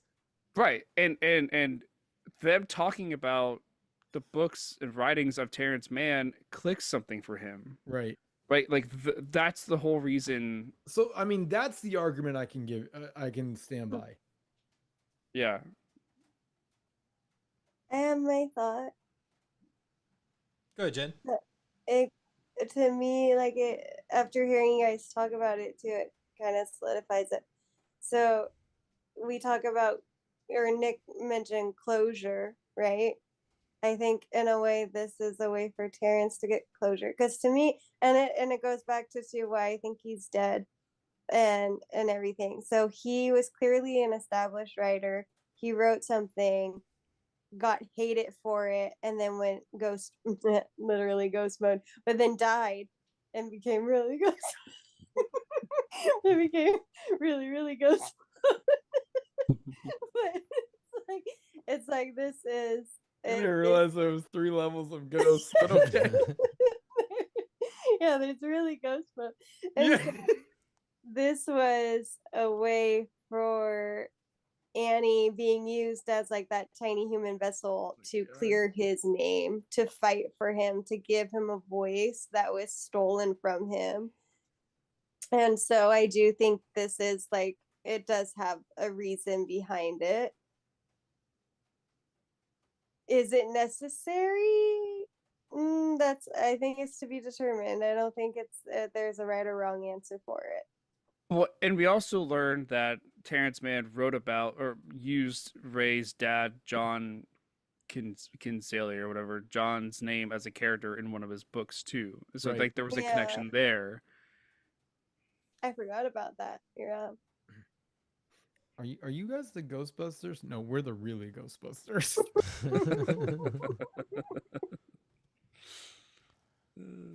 Anyway, but yeah, alright. we don't have to say much more about that scene. But I just wanted to give a shout out to Annie in that because she just The her performance was passion, awesome. her firiness to like get the crowd going. It was just so much fun to watch. That too. slide that she does. Oh, and she hits the locker. Yeah, She goes to the afterwards. lockers and then she all goes into the pumped Fighting up. Irish. Like, yeah.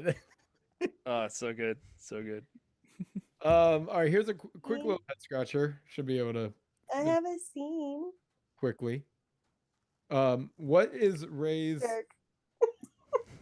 It's I'm doing what I want to do. We'll do your scene later. I'm gonna be asleep. What's Ray's electric bill looking like? Oh my gosh. If he keeps doing night People game, it's pretty remind me rough. For this stupid question. Jen's like, fuck off out of here. I think I think it's gonna be pretty high, and I'm just. Does he need the lights? I don't really know. Also, how did you get the Need this lights? head scratcher?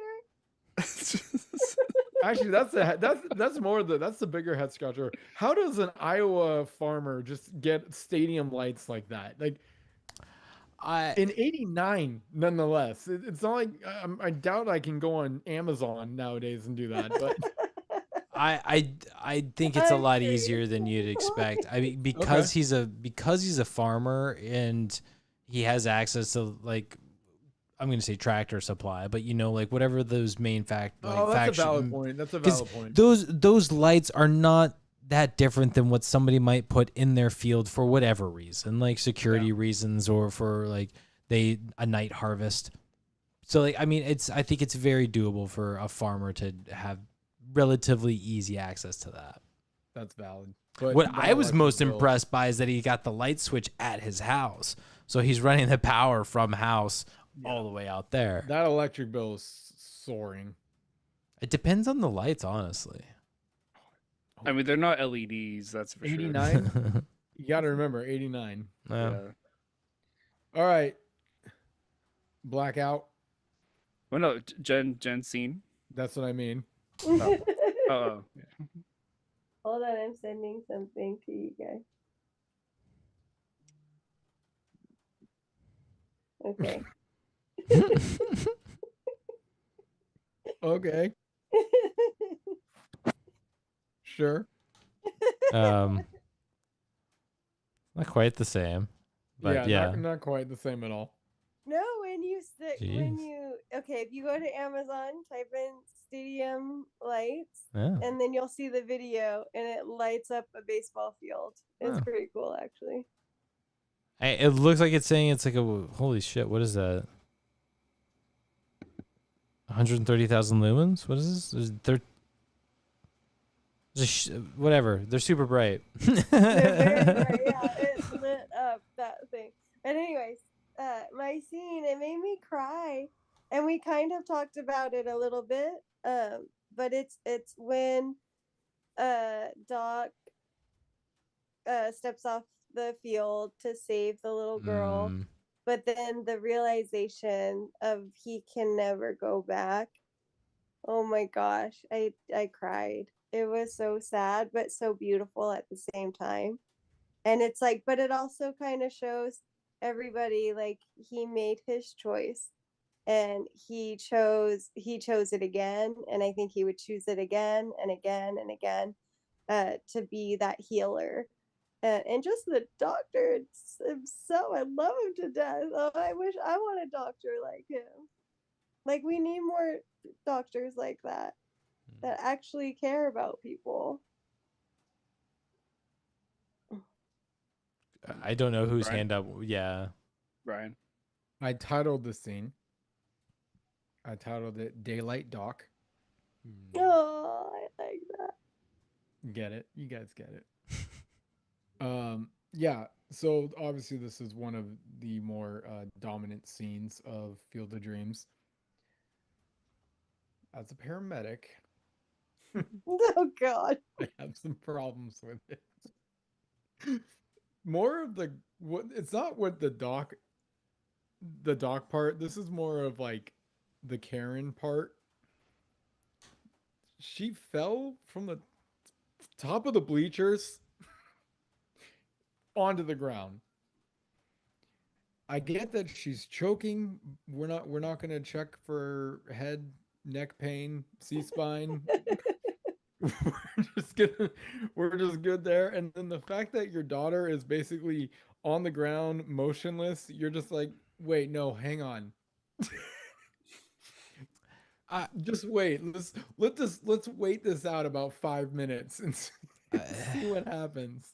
The fact that they're running to get to call an ambulance, and he's like, "No, wait."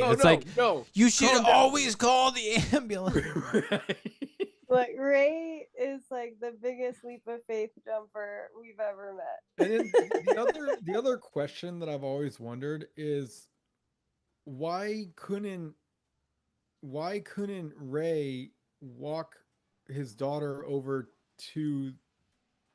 Because that's not poetic, Brian. Okay. The only thing I told myself is that's young Moonlight. He's not a doctor yet. I mean, probable, but Ray they still have.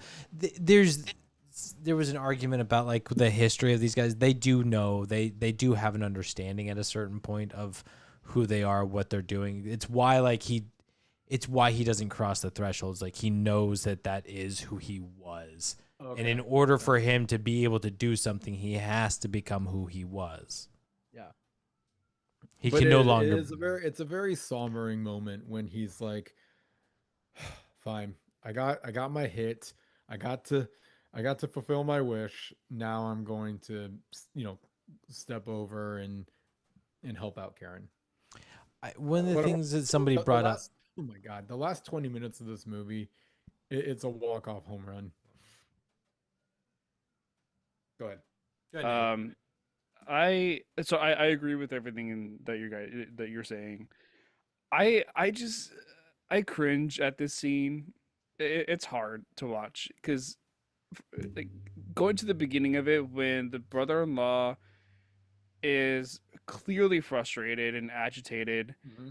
Why does he just pick her up? Like, why do you feel so angry that she says something about whatever the baseball stuff. And he just like he picks her up, and it's like, well, are you gonna just like shake her and like get that nonsense out of your head? You know, like it, like it's so cringe to me. Like I don't like it.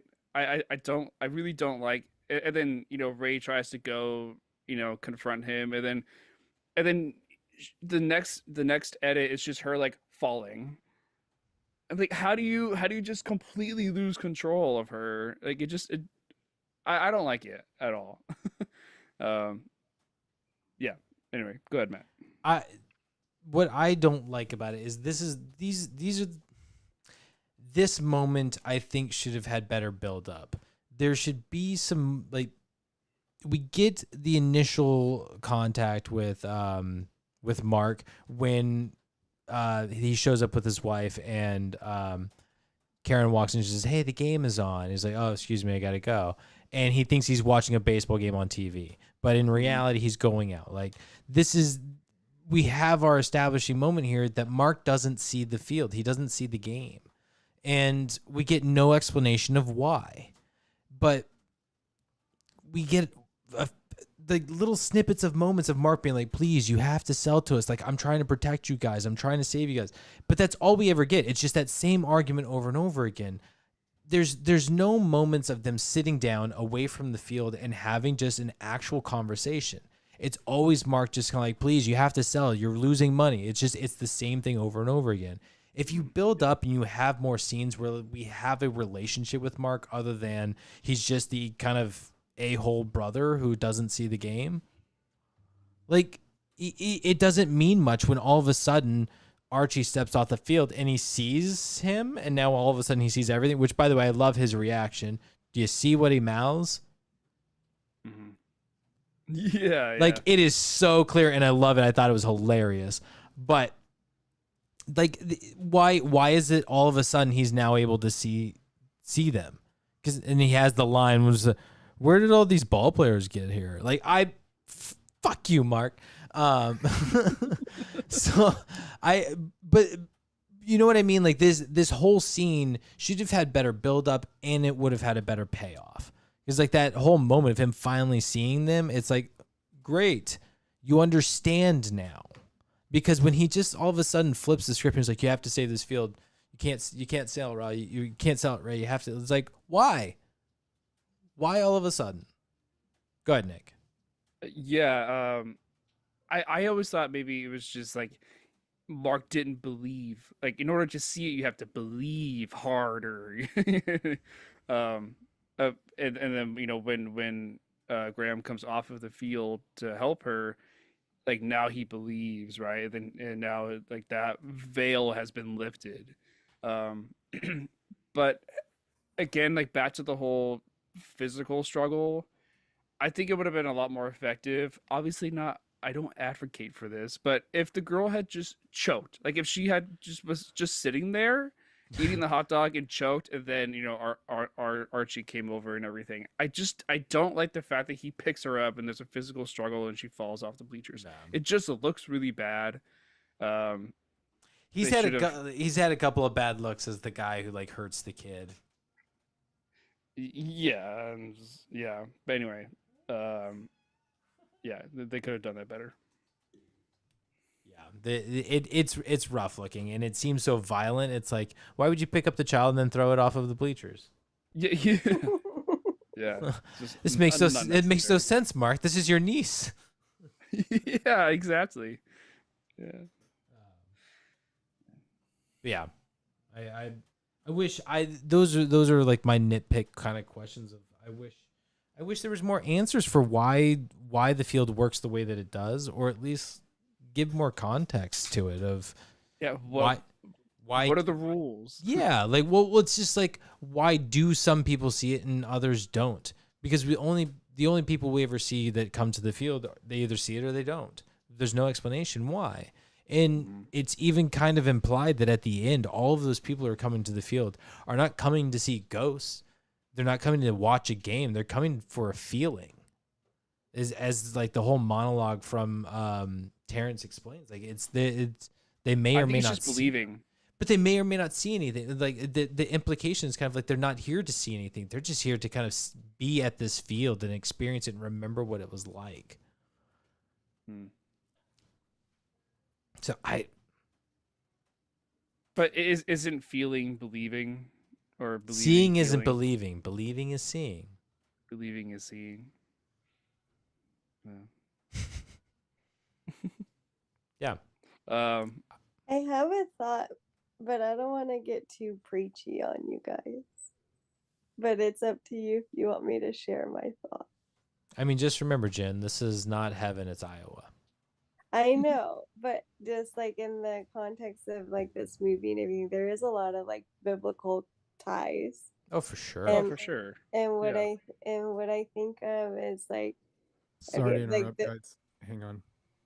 I actually have to get going.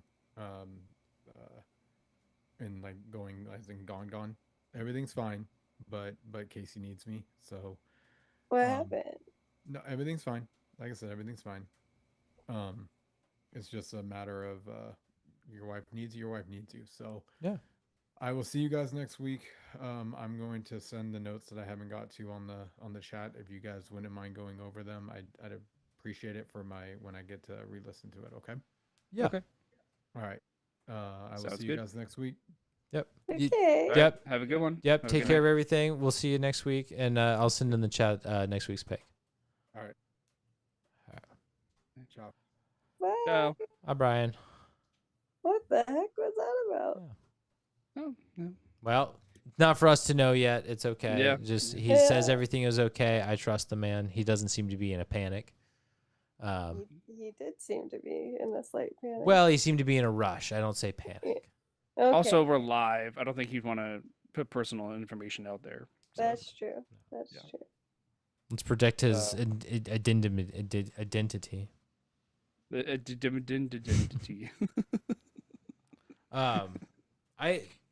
Nick, did you have something that you were bringing up? Jen, or somebody was talking before. Jen, you were talking. Yeah. So there's just like there's a lot of like biblical ties, right? And so for the reason that I think like all this happened is like when think of the field of dreams like as holy ground, right?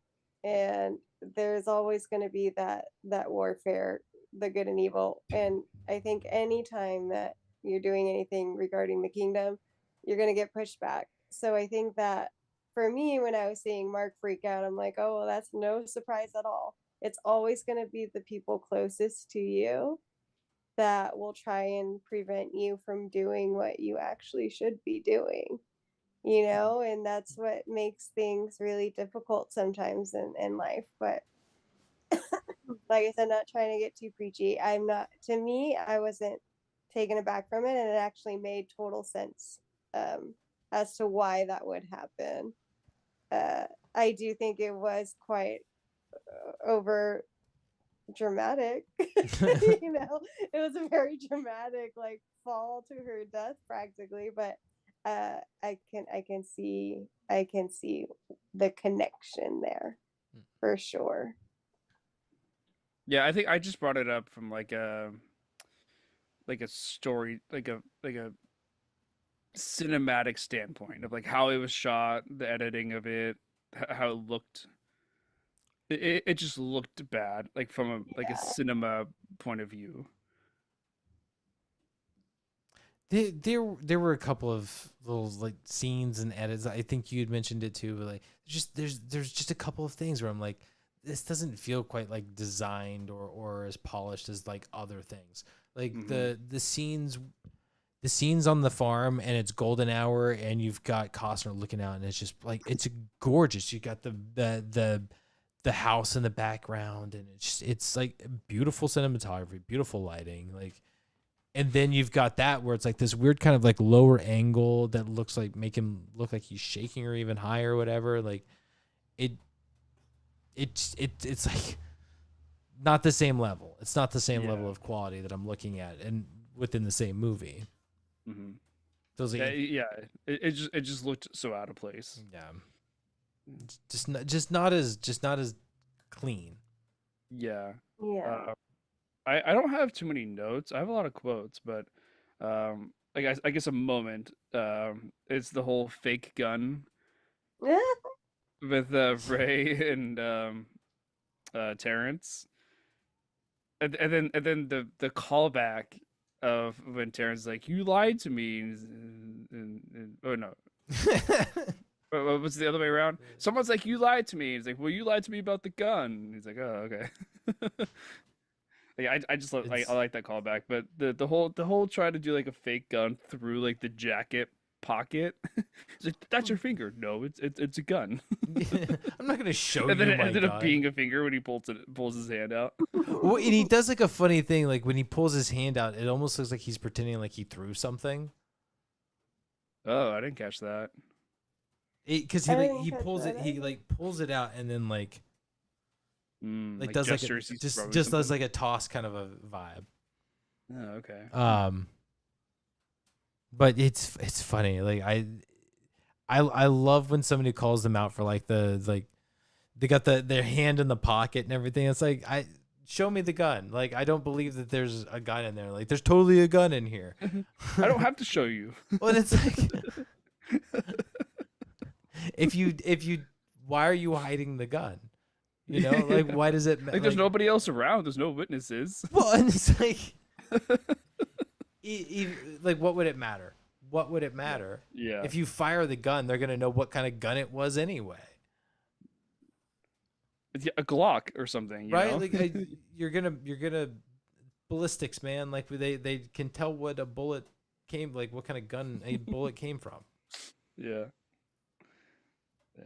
Just a fun moment to bring up. No, it's hilarious because then he comes at him with the crowbar and basically. Oh my gosh! Wait, I wrote the quote. This is one of my favorite quotes. Where is it? Where is it? Oh, he goes, "I'm gonna beat you with," or no, it's the way he says it. Like he he calmly says it. He goes, "I'm gonna beat you with a crowbar until you go away." It's got that like happy-go-lucky kind of feel with it. He's got such a great voice. Until you go away. I like when he's like, "There's no rules." It's so Yeah. terrifying. This is a street fight, man. Like there are no rules here. Are you kidding me? You brought a gun to this fight. Like that's life or death. Oh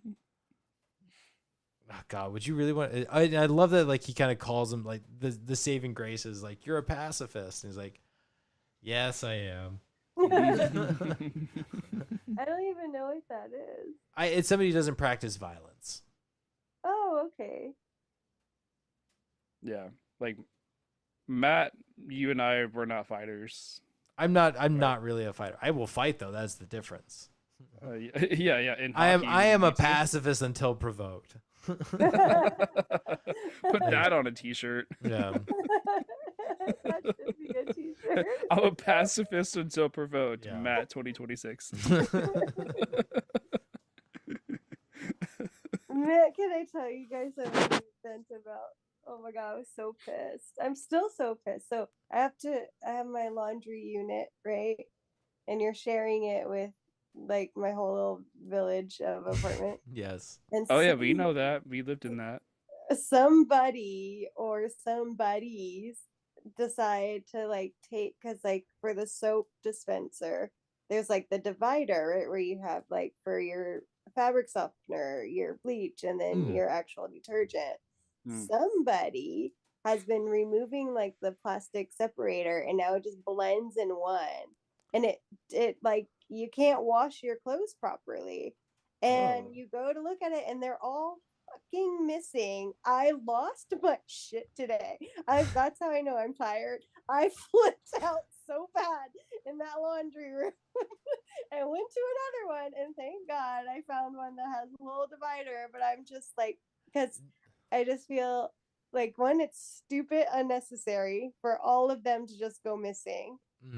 And they charge it like it's not cheap to wash our clothes and dry.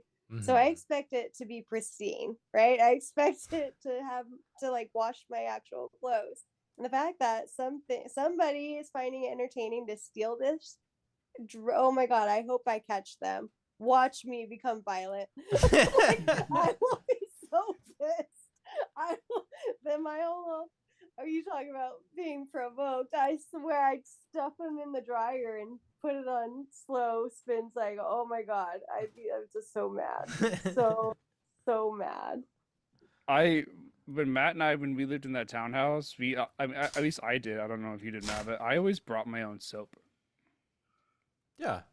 like to the laundry room. Oh yeah. Oh, for sure. Wait, Jen, are you saying that you just used whatever soap was already in there? No, so okay, so on the washing machine, like when you open like the soap thing, there should be a plastic divide. You Oh. have that separation between detergent, fabric softener, and bleach. We didn't have that. We had Somebody- old ass washers and dryers. You just threw the soap in the barrel. Oh my god, that's what we need. We can't have fancy nice things here because Yeah. people are freaking moronic. Oh my god, I'm still so heated about it. I can't stand it. Yeah. So what we use here, I cannot remember the brand of it, but it's essentially like they're pods, but they're the good versions of the pods. But it's you, whatever your load is, just toss one of those in and it's good to go. It just dissolves and you don't have to worry about measuring anything. It's all separated. Like, so just throw your load in, throw the pod in, hit go. Yeah, I know, but I love my detergent. That does matter. Like I'm with you. Like, I'm very particular about certain things. Yeah, I should see if they do a pod style of it. If they do, hands down, game over. I'm doing it. It's just I know that like plastic and all that has like its issues and stuff, but like there's better options and things with all of that. But the convenience, especially in an apartment setting like that, it's like it just makes life so much easier. It does. Yeah, you got to play. I kind of forgot about it, to be honest. Matt, you should make that shirt with that quote and then give it to Jen so that when she Yes, is in and the I'm gonna laundry wear room that every time and I nobody do it. fucks with her. I'll wear that every day of my life. I'm a pacifist until provoked. Until provoked. Oh my gosh, that's so true. I'm kind of reading through Brian's notes. I was gonna say, like, I think he's got some titles that it's probably up for us to guess. It's like his first note is 8 men in.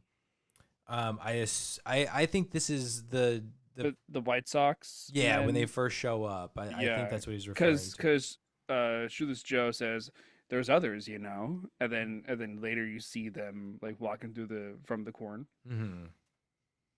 Well, and it's just them coming out there and like this, like, oh my god, it's a field and blah blah. It's them, because I don't know which guy it is, but the one who like leans down to the grass and starts touching it. It's like just that the amazement, like they have a field and they're able to play. They're allowed to play. They can. So okay, I guess this was a question I had. So they are ghosts. They are aware that they are dead. Is it that when they were mortal, that that there were things in their lives that they didn't get to do, or is it that they just, like, as a ghost, they didn't have a field to play in the afterlife, and that they wanted to play some more or play again? I think this is them moving their way to moving on. Like ghosts typically have unfinished business, right? Okay. And I think that's why Shoeless Joe is so like surprised by everything, and he's like, is this heaven? Because like he hasn't moved on. He is a ghost who's just kind of been living with this unfinished business, and part of that unfinished business is getting to play baseball again. And I think that these guys will, it seems like they have the opportunity to basically play as long as they want until they're ready to move on. Mm-hmm. So they're definitely ghosts, but I don't think that they've made it to heaven yet. I don't think they've gone and like they're coming back. Like there's no, I would like to assume that in heaven there's a baseball field. Yeah. I do love the moment though. when what's the little girl's Karen when she like refers to them as the baseball men. The baseball man, yeah. The baseball men. It's so innocent. Well, and then she also asks, "Are you a ghost?" And then Joe goes, "Do you think I'm a ghost?" And she goes, "Well, you look real to me." And I think that's all. That's all it needs to be, right? Mhm. Like if you see them, you believe them. That you believe that they are real people. Yeah. There's just something so wholesome about that. I know I did. I love that moment where it from him it kind of feels like it just feels a little dark and scary, but that's just because it's Ray Liotta. But I like that. I do like that line, that moment where he's like, "Do you think I'm a ghost?" And she's like, "I think you're real," or like you seem real to me. And he's like, "Well, there you go." It's like he doesn't tell her that he's dead or a ghost. It doesn't. That He's doesn't not matter. like, yes, like- I'm a ghost and I'm dead from the grave, or like he doesn't make it sound scary. Well, but the point really being is like she's like, "You seem real to me," and it's like that's all that really matters, and that's what he says, and that's what he's saying is like it doesn't matter whether I'm living or dead. I am real. I can see you. You can see me. Right. This is happening. You're not crazy. This is real. You know what I mean? I say this is crazy for the adults in the room. That child is not thinking they're crazy. But yeah, I think that's just, it's a beautiful little moment where he's just kind of like, no, this is real. Mm-hmm. Yeah. All right. Let's try to look through his notes. Got a quote.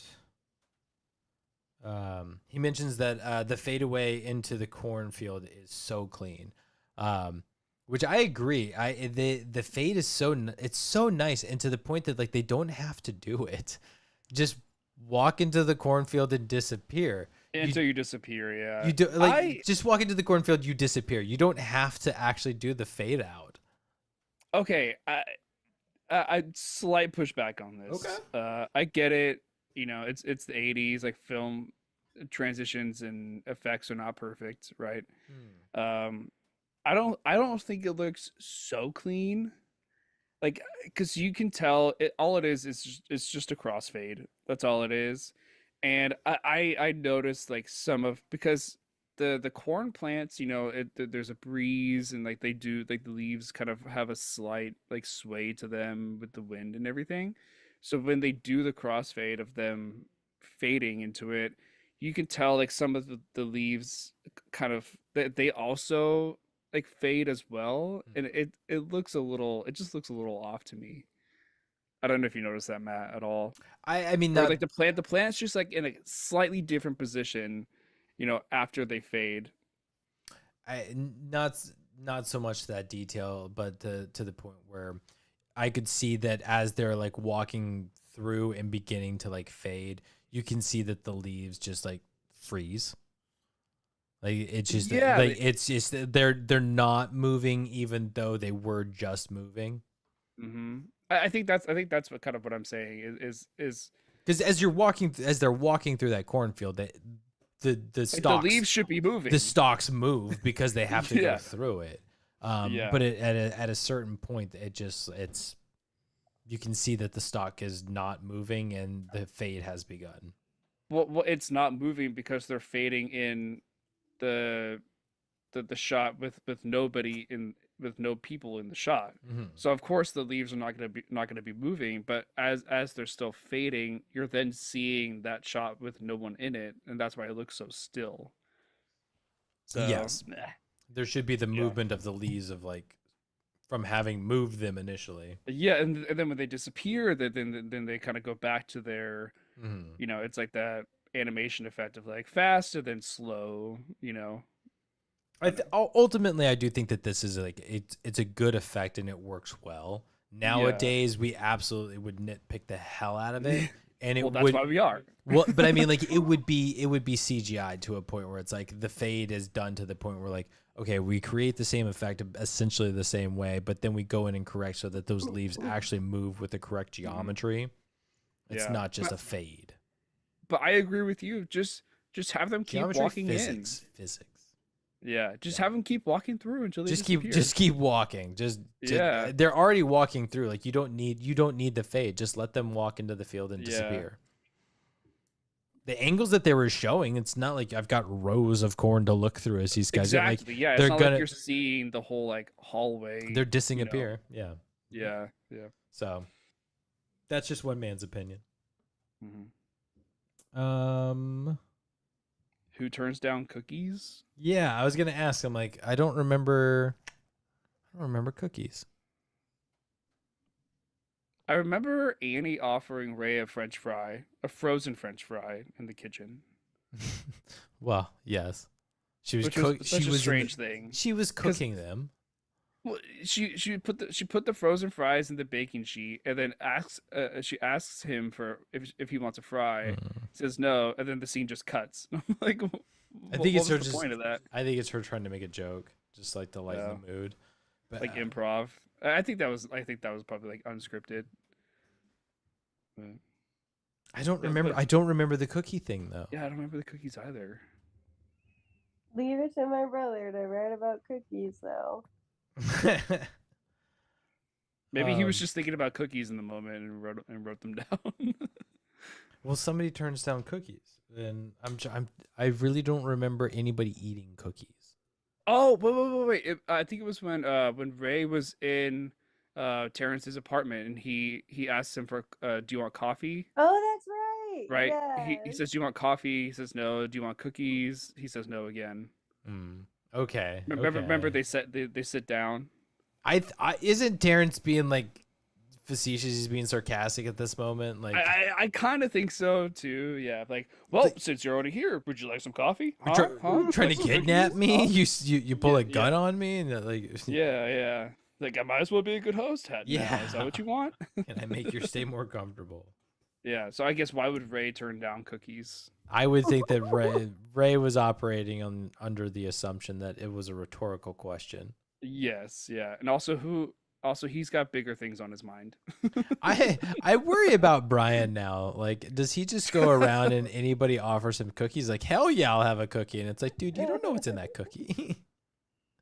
Like, dude, this patient needs chest compressions. No, I need my cookies first. Yeah. Lady said fresh baked Actually, that's a really cookies. terrible thing to say.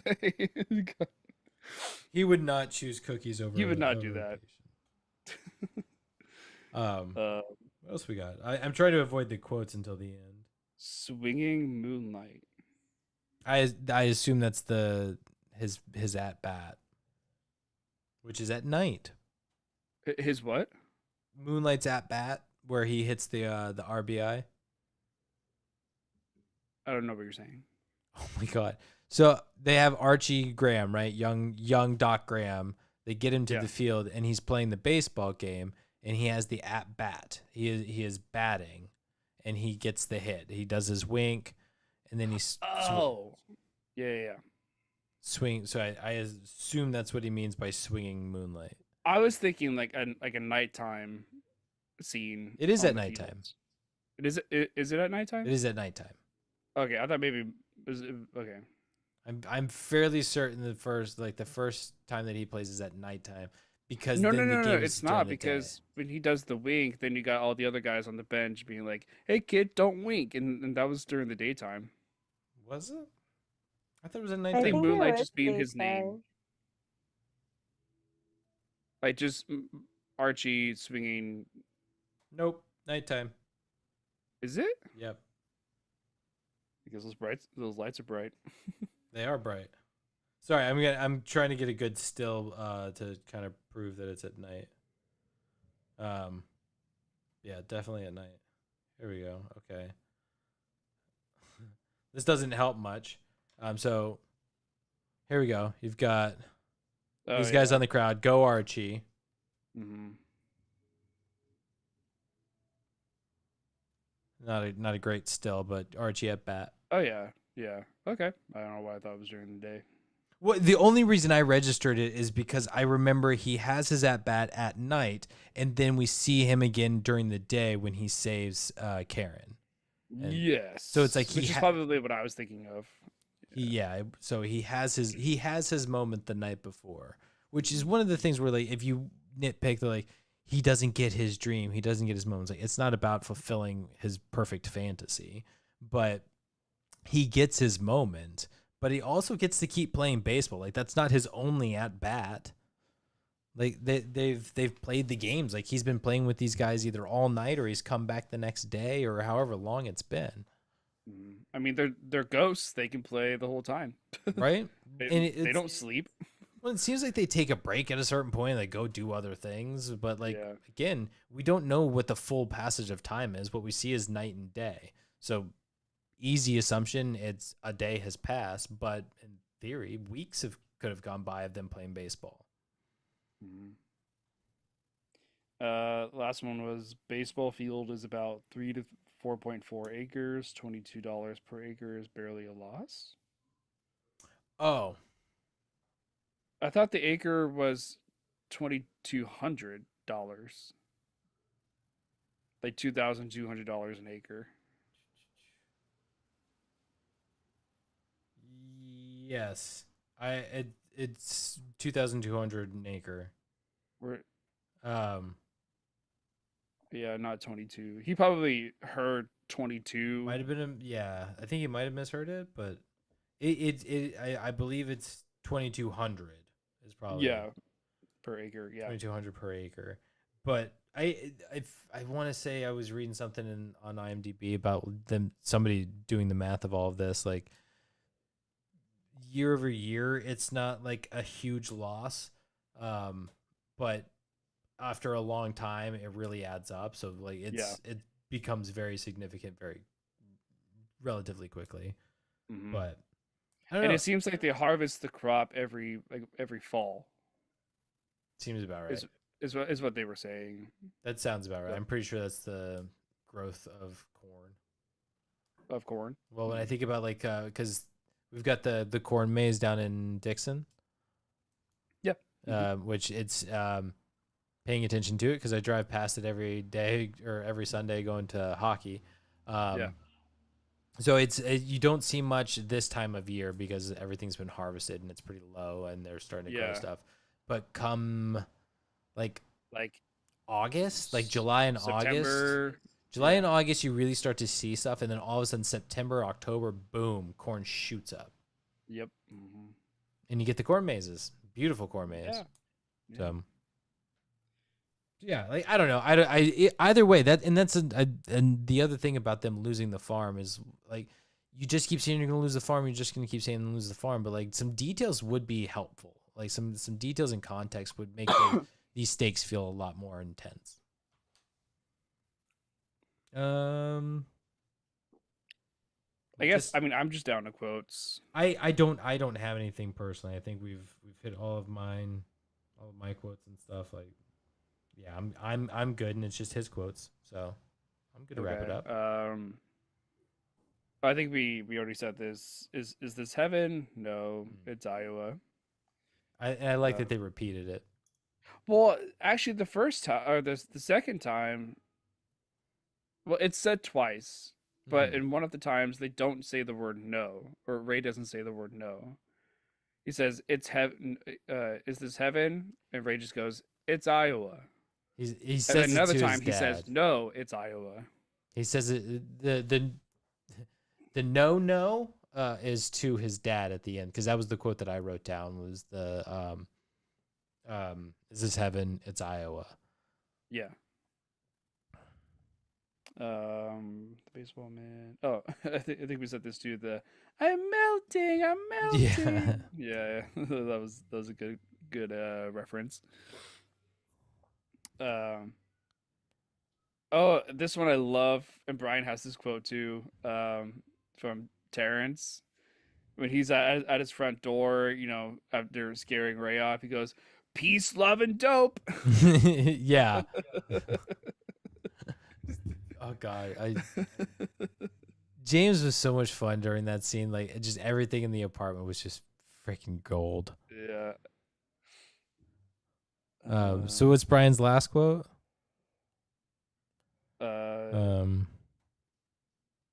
Oh, he had two quotes. Well, But yeah, that was his last one. Yeah. peace, love, and dope. So, did you have any other ones? Yeah. This one was funny to me just because it felt so out of place. But it's when Ray and Terrence get into the van, to start their road trip after. Mm. And Ray just goes, "This is so bitchin'." Yeah. Like, The 60s were coming out hard in that moment. it was so out of left field, pun intended. Like it did not seem like something that Ray would actually say. I don't know. It felt off. It was the 60s. Like that's the thing about Terrence. He brings out the 60s in him. This is so bitchin'. It's just so bitchin'. Chloe and I just looked at each other like, did he just say that? Um. Oh, okay. This one was funny just because of how Annie delivered it. But it's when Ray is on the phone. He calls her late at night and she's in bed and she answers. And Ray tells her, he goes, I'm with Terrence Mann. And then she responds with like, "Oh my God, you kidnapped him." Just her like subtle shock. Like, No, oh like she's not my God. surprised either. um and then of course the ending quote, which I guess I'll save that for the very end. Do you want to read his Brian's last Yeah. quote? Yeah, so his first quote that he wrote here was, "Ray, this is a very non-specific voice you have out there, and it's starting to piss me off." Was this for that was from oh God, I just keep saying her real name, Amy, but Annie. Annie. That was that Annie's quote? No, I think it's when Ray is on the field, like he has everything completed, and then he gets the new quote of, like, I think it was ease his pain. Like he's essentially given new instructions. Yeah, but he wouldn't say Ray to like in the third person. Or is the Ray just like Ray says this? He says, This is a very non-specific. Oh wait. I'm gonna assume the punctuation is semi-correct. So. Okay, yeah. Yeah, I think it's Annie. I'm not sure. Is it okay? I think it is. It's a very non-specific. I think it's after that moment though, like when, like you said, he gets the next message and stuff, and she's like, some some straight answers would be nice. And she says it's starting to piss me off. I think so. I don't remember her saying that. I don't know. All right. Any last thoughts? Jen, if you're still with us, any last thoughts? I don't have any last thoughts. Perfect. So we are looking for who won the movie. We didn't talk about the ending. Oh, you still have that quote saved. Yeah, but we also didn't talk about the ending scene. What? Why do we? Okay, go ahead.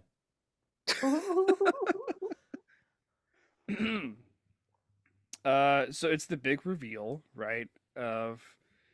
We finally see that Ray's father has joined the team, and obviously Ray knows that it's his father because he knows photos of him when he was at a young age.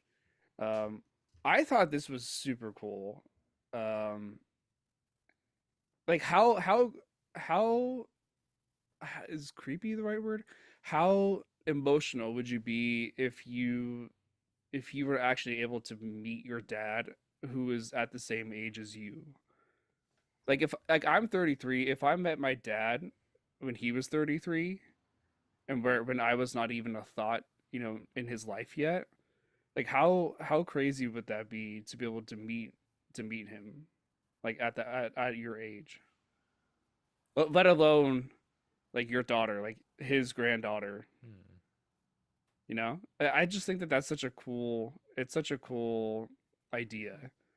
I really like the moment too of how he doesn't like, he stops himself and he doesn't actually say like, this is my wife, this is your granddaughter. Like, he doesn't say those things. He just introduces them.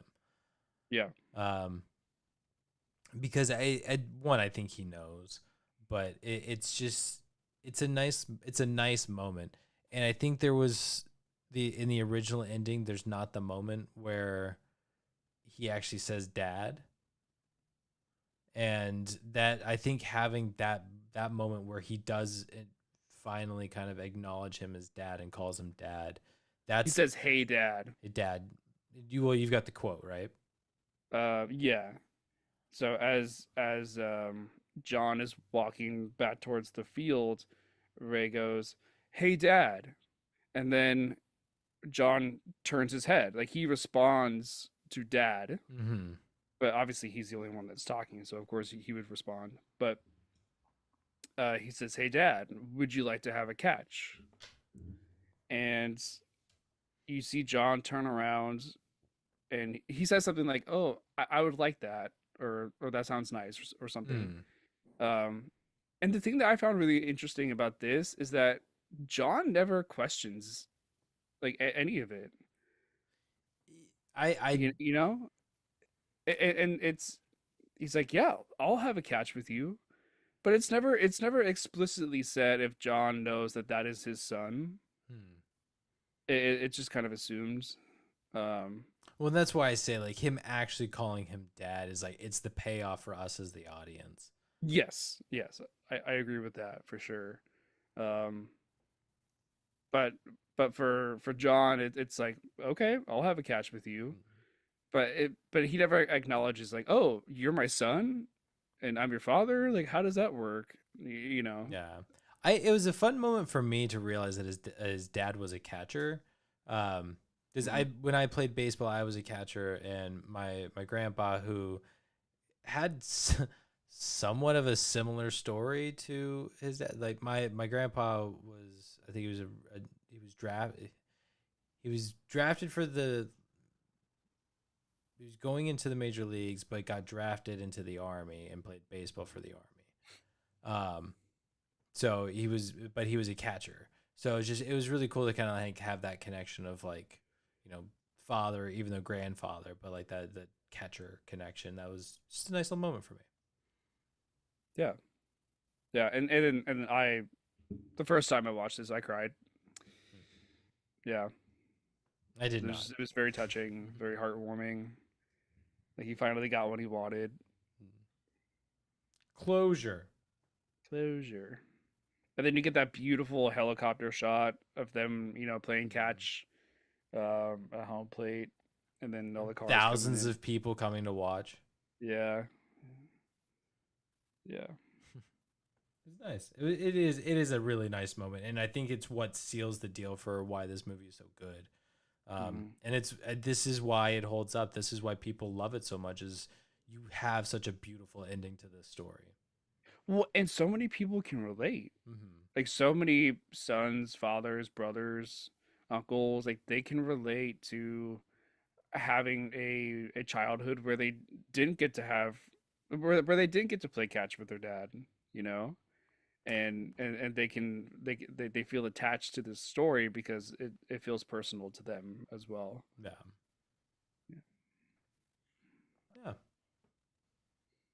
All right. Any deeper we need to go on the ending? They were good, yeah. Okay. I mean, we sealed the deal there. All right. Well, did Brian have any last notes of like who won the movie or anything like that? No, he just has his sign off, and that's it. Yeah, I saw the sign off. Yeah. Does somebody want to read the sign off, or? Well, that's after we give. Yeah. I'm asking for volunteers of who wants to read it. You don't have to, or I will. Oh, I'll do it. Okay. But we still need who won the movie. I'm just gonna say like I want to give it to James Earl Jones just because I really think he's a fun character and I really enjoy him in this. But I've got to give it to Kevin Costner. When you think Field of Dreams, you do immediately think Kevin Costner. I agree. Yeah. James Earl Jones is definitely honorable mention for sure. But this story is about Ray, and I think that Kevin Costner does a really great job portraying that character. Yeah. I give it to Doc because I loved him so much. Doc Graham Okay. was great. Yeah, Um, not like Archie, like when he was younger, but like older. you got Yeah. you have Moonlight Graham, who is Archie, and you've got Doc Graham, who is Doc. Yeah, Doc. Oh, but wait, they're not the same person? They are the same person, but they're like they have different nicknames for a reason. It's just different people. Oh, okay, yeah. They are the same person, but they're different people. They're the same person but Um, different people. Yes. He grows good. to become Doc. Yes, that Perfect makes sense. I think it does. Mm. Maybe just because it's late, but okay. So that is a wrap on Field of Dreams, and I want to make sure that the movie that I wanted to pick is in fact still streaming, and I'm not going to lose it anywhere. See, I don't like that I can't see that. Let me check. See, these are those times where it's like, okay, I see it. It says it's available. All right, I'm gonna do it. All right. So that is a wrap on Field of Dreams. I think this was a great chat, guys. Thank you all for sticking it out. And Jen, I know you're tired. We're gonna sign off real soon. Yeah. But next week's pick, our number 2 pick in Me Familia. Familia? What was the Familia. Familia. Next week's pick is going to be Meet the Parents, streaming on Netflix. Ooh, okay. Meet the Parents, streaming on Netflix. Be a fun one. It should be. I think it'll be an interesting chat, and I think a different take on family dynamics. So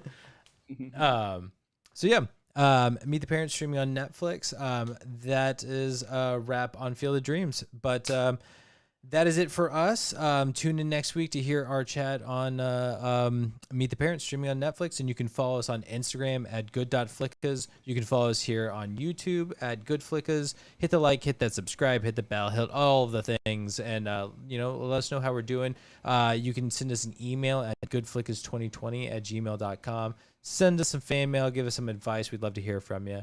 But that is it for this week. Once again, tune in next week here on YouTube at GoodFlickas for our chat on Meet the Parents streaming on Netflix. And with that, I'm going to hand it over to Nick for our sign off. All right, thanks guys for listening to our talk about Field of Dreams. Sometimes when you believe in the impossible, the miraculous can happen. We'll see you next week.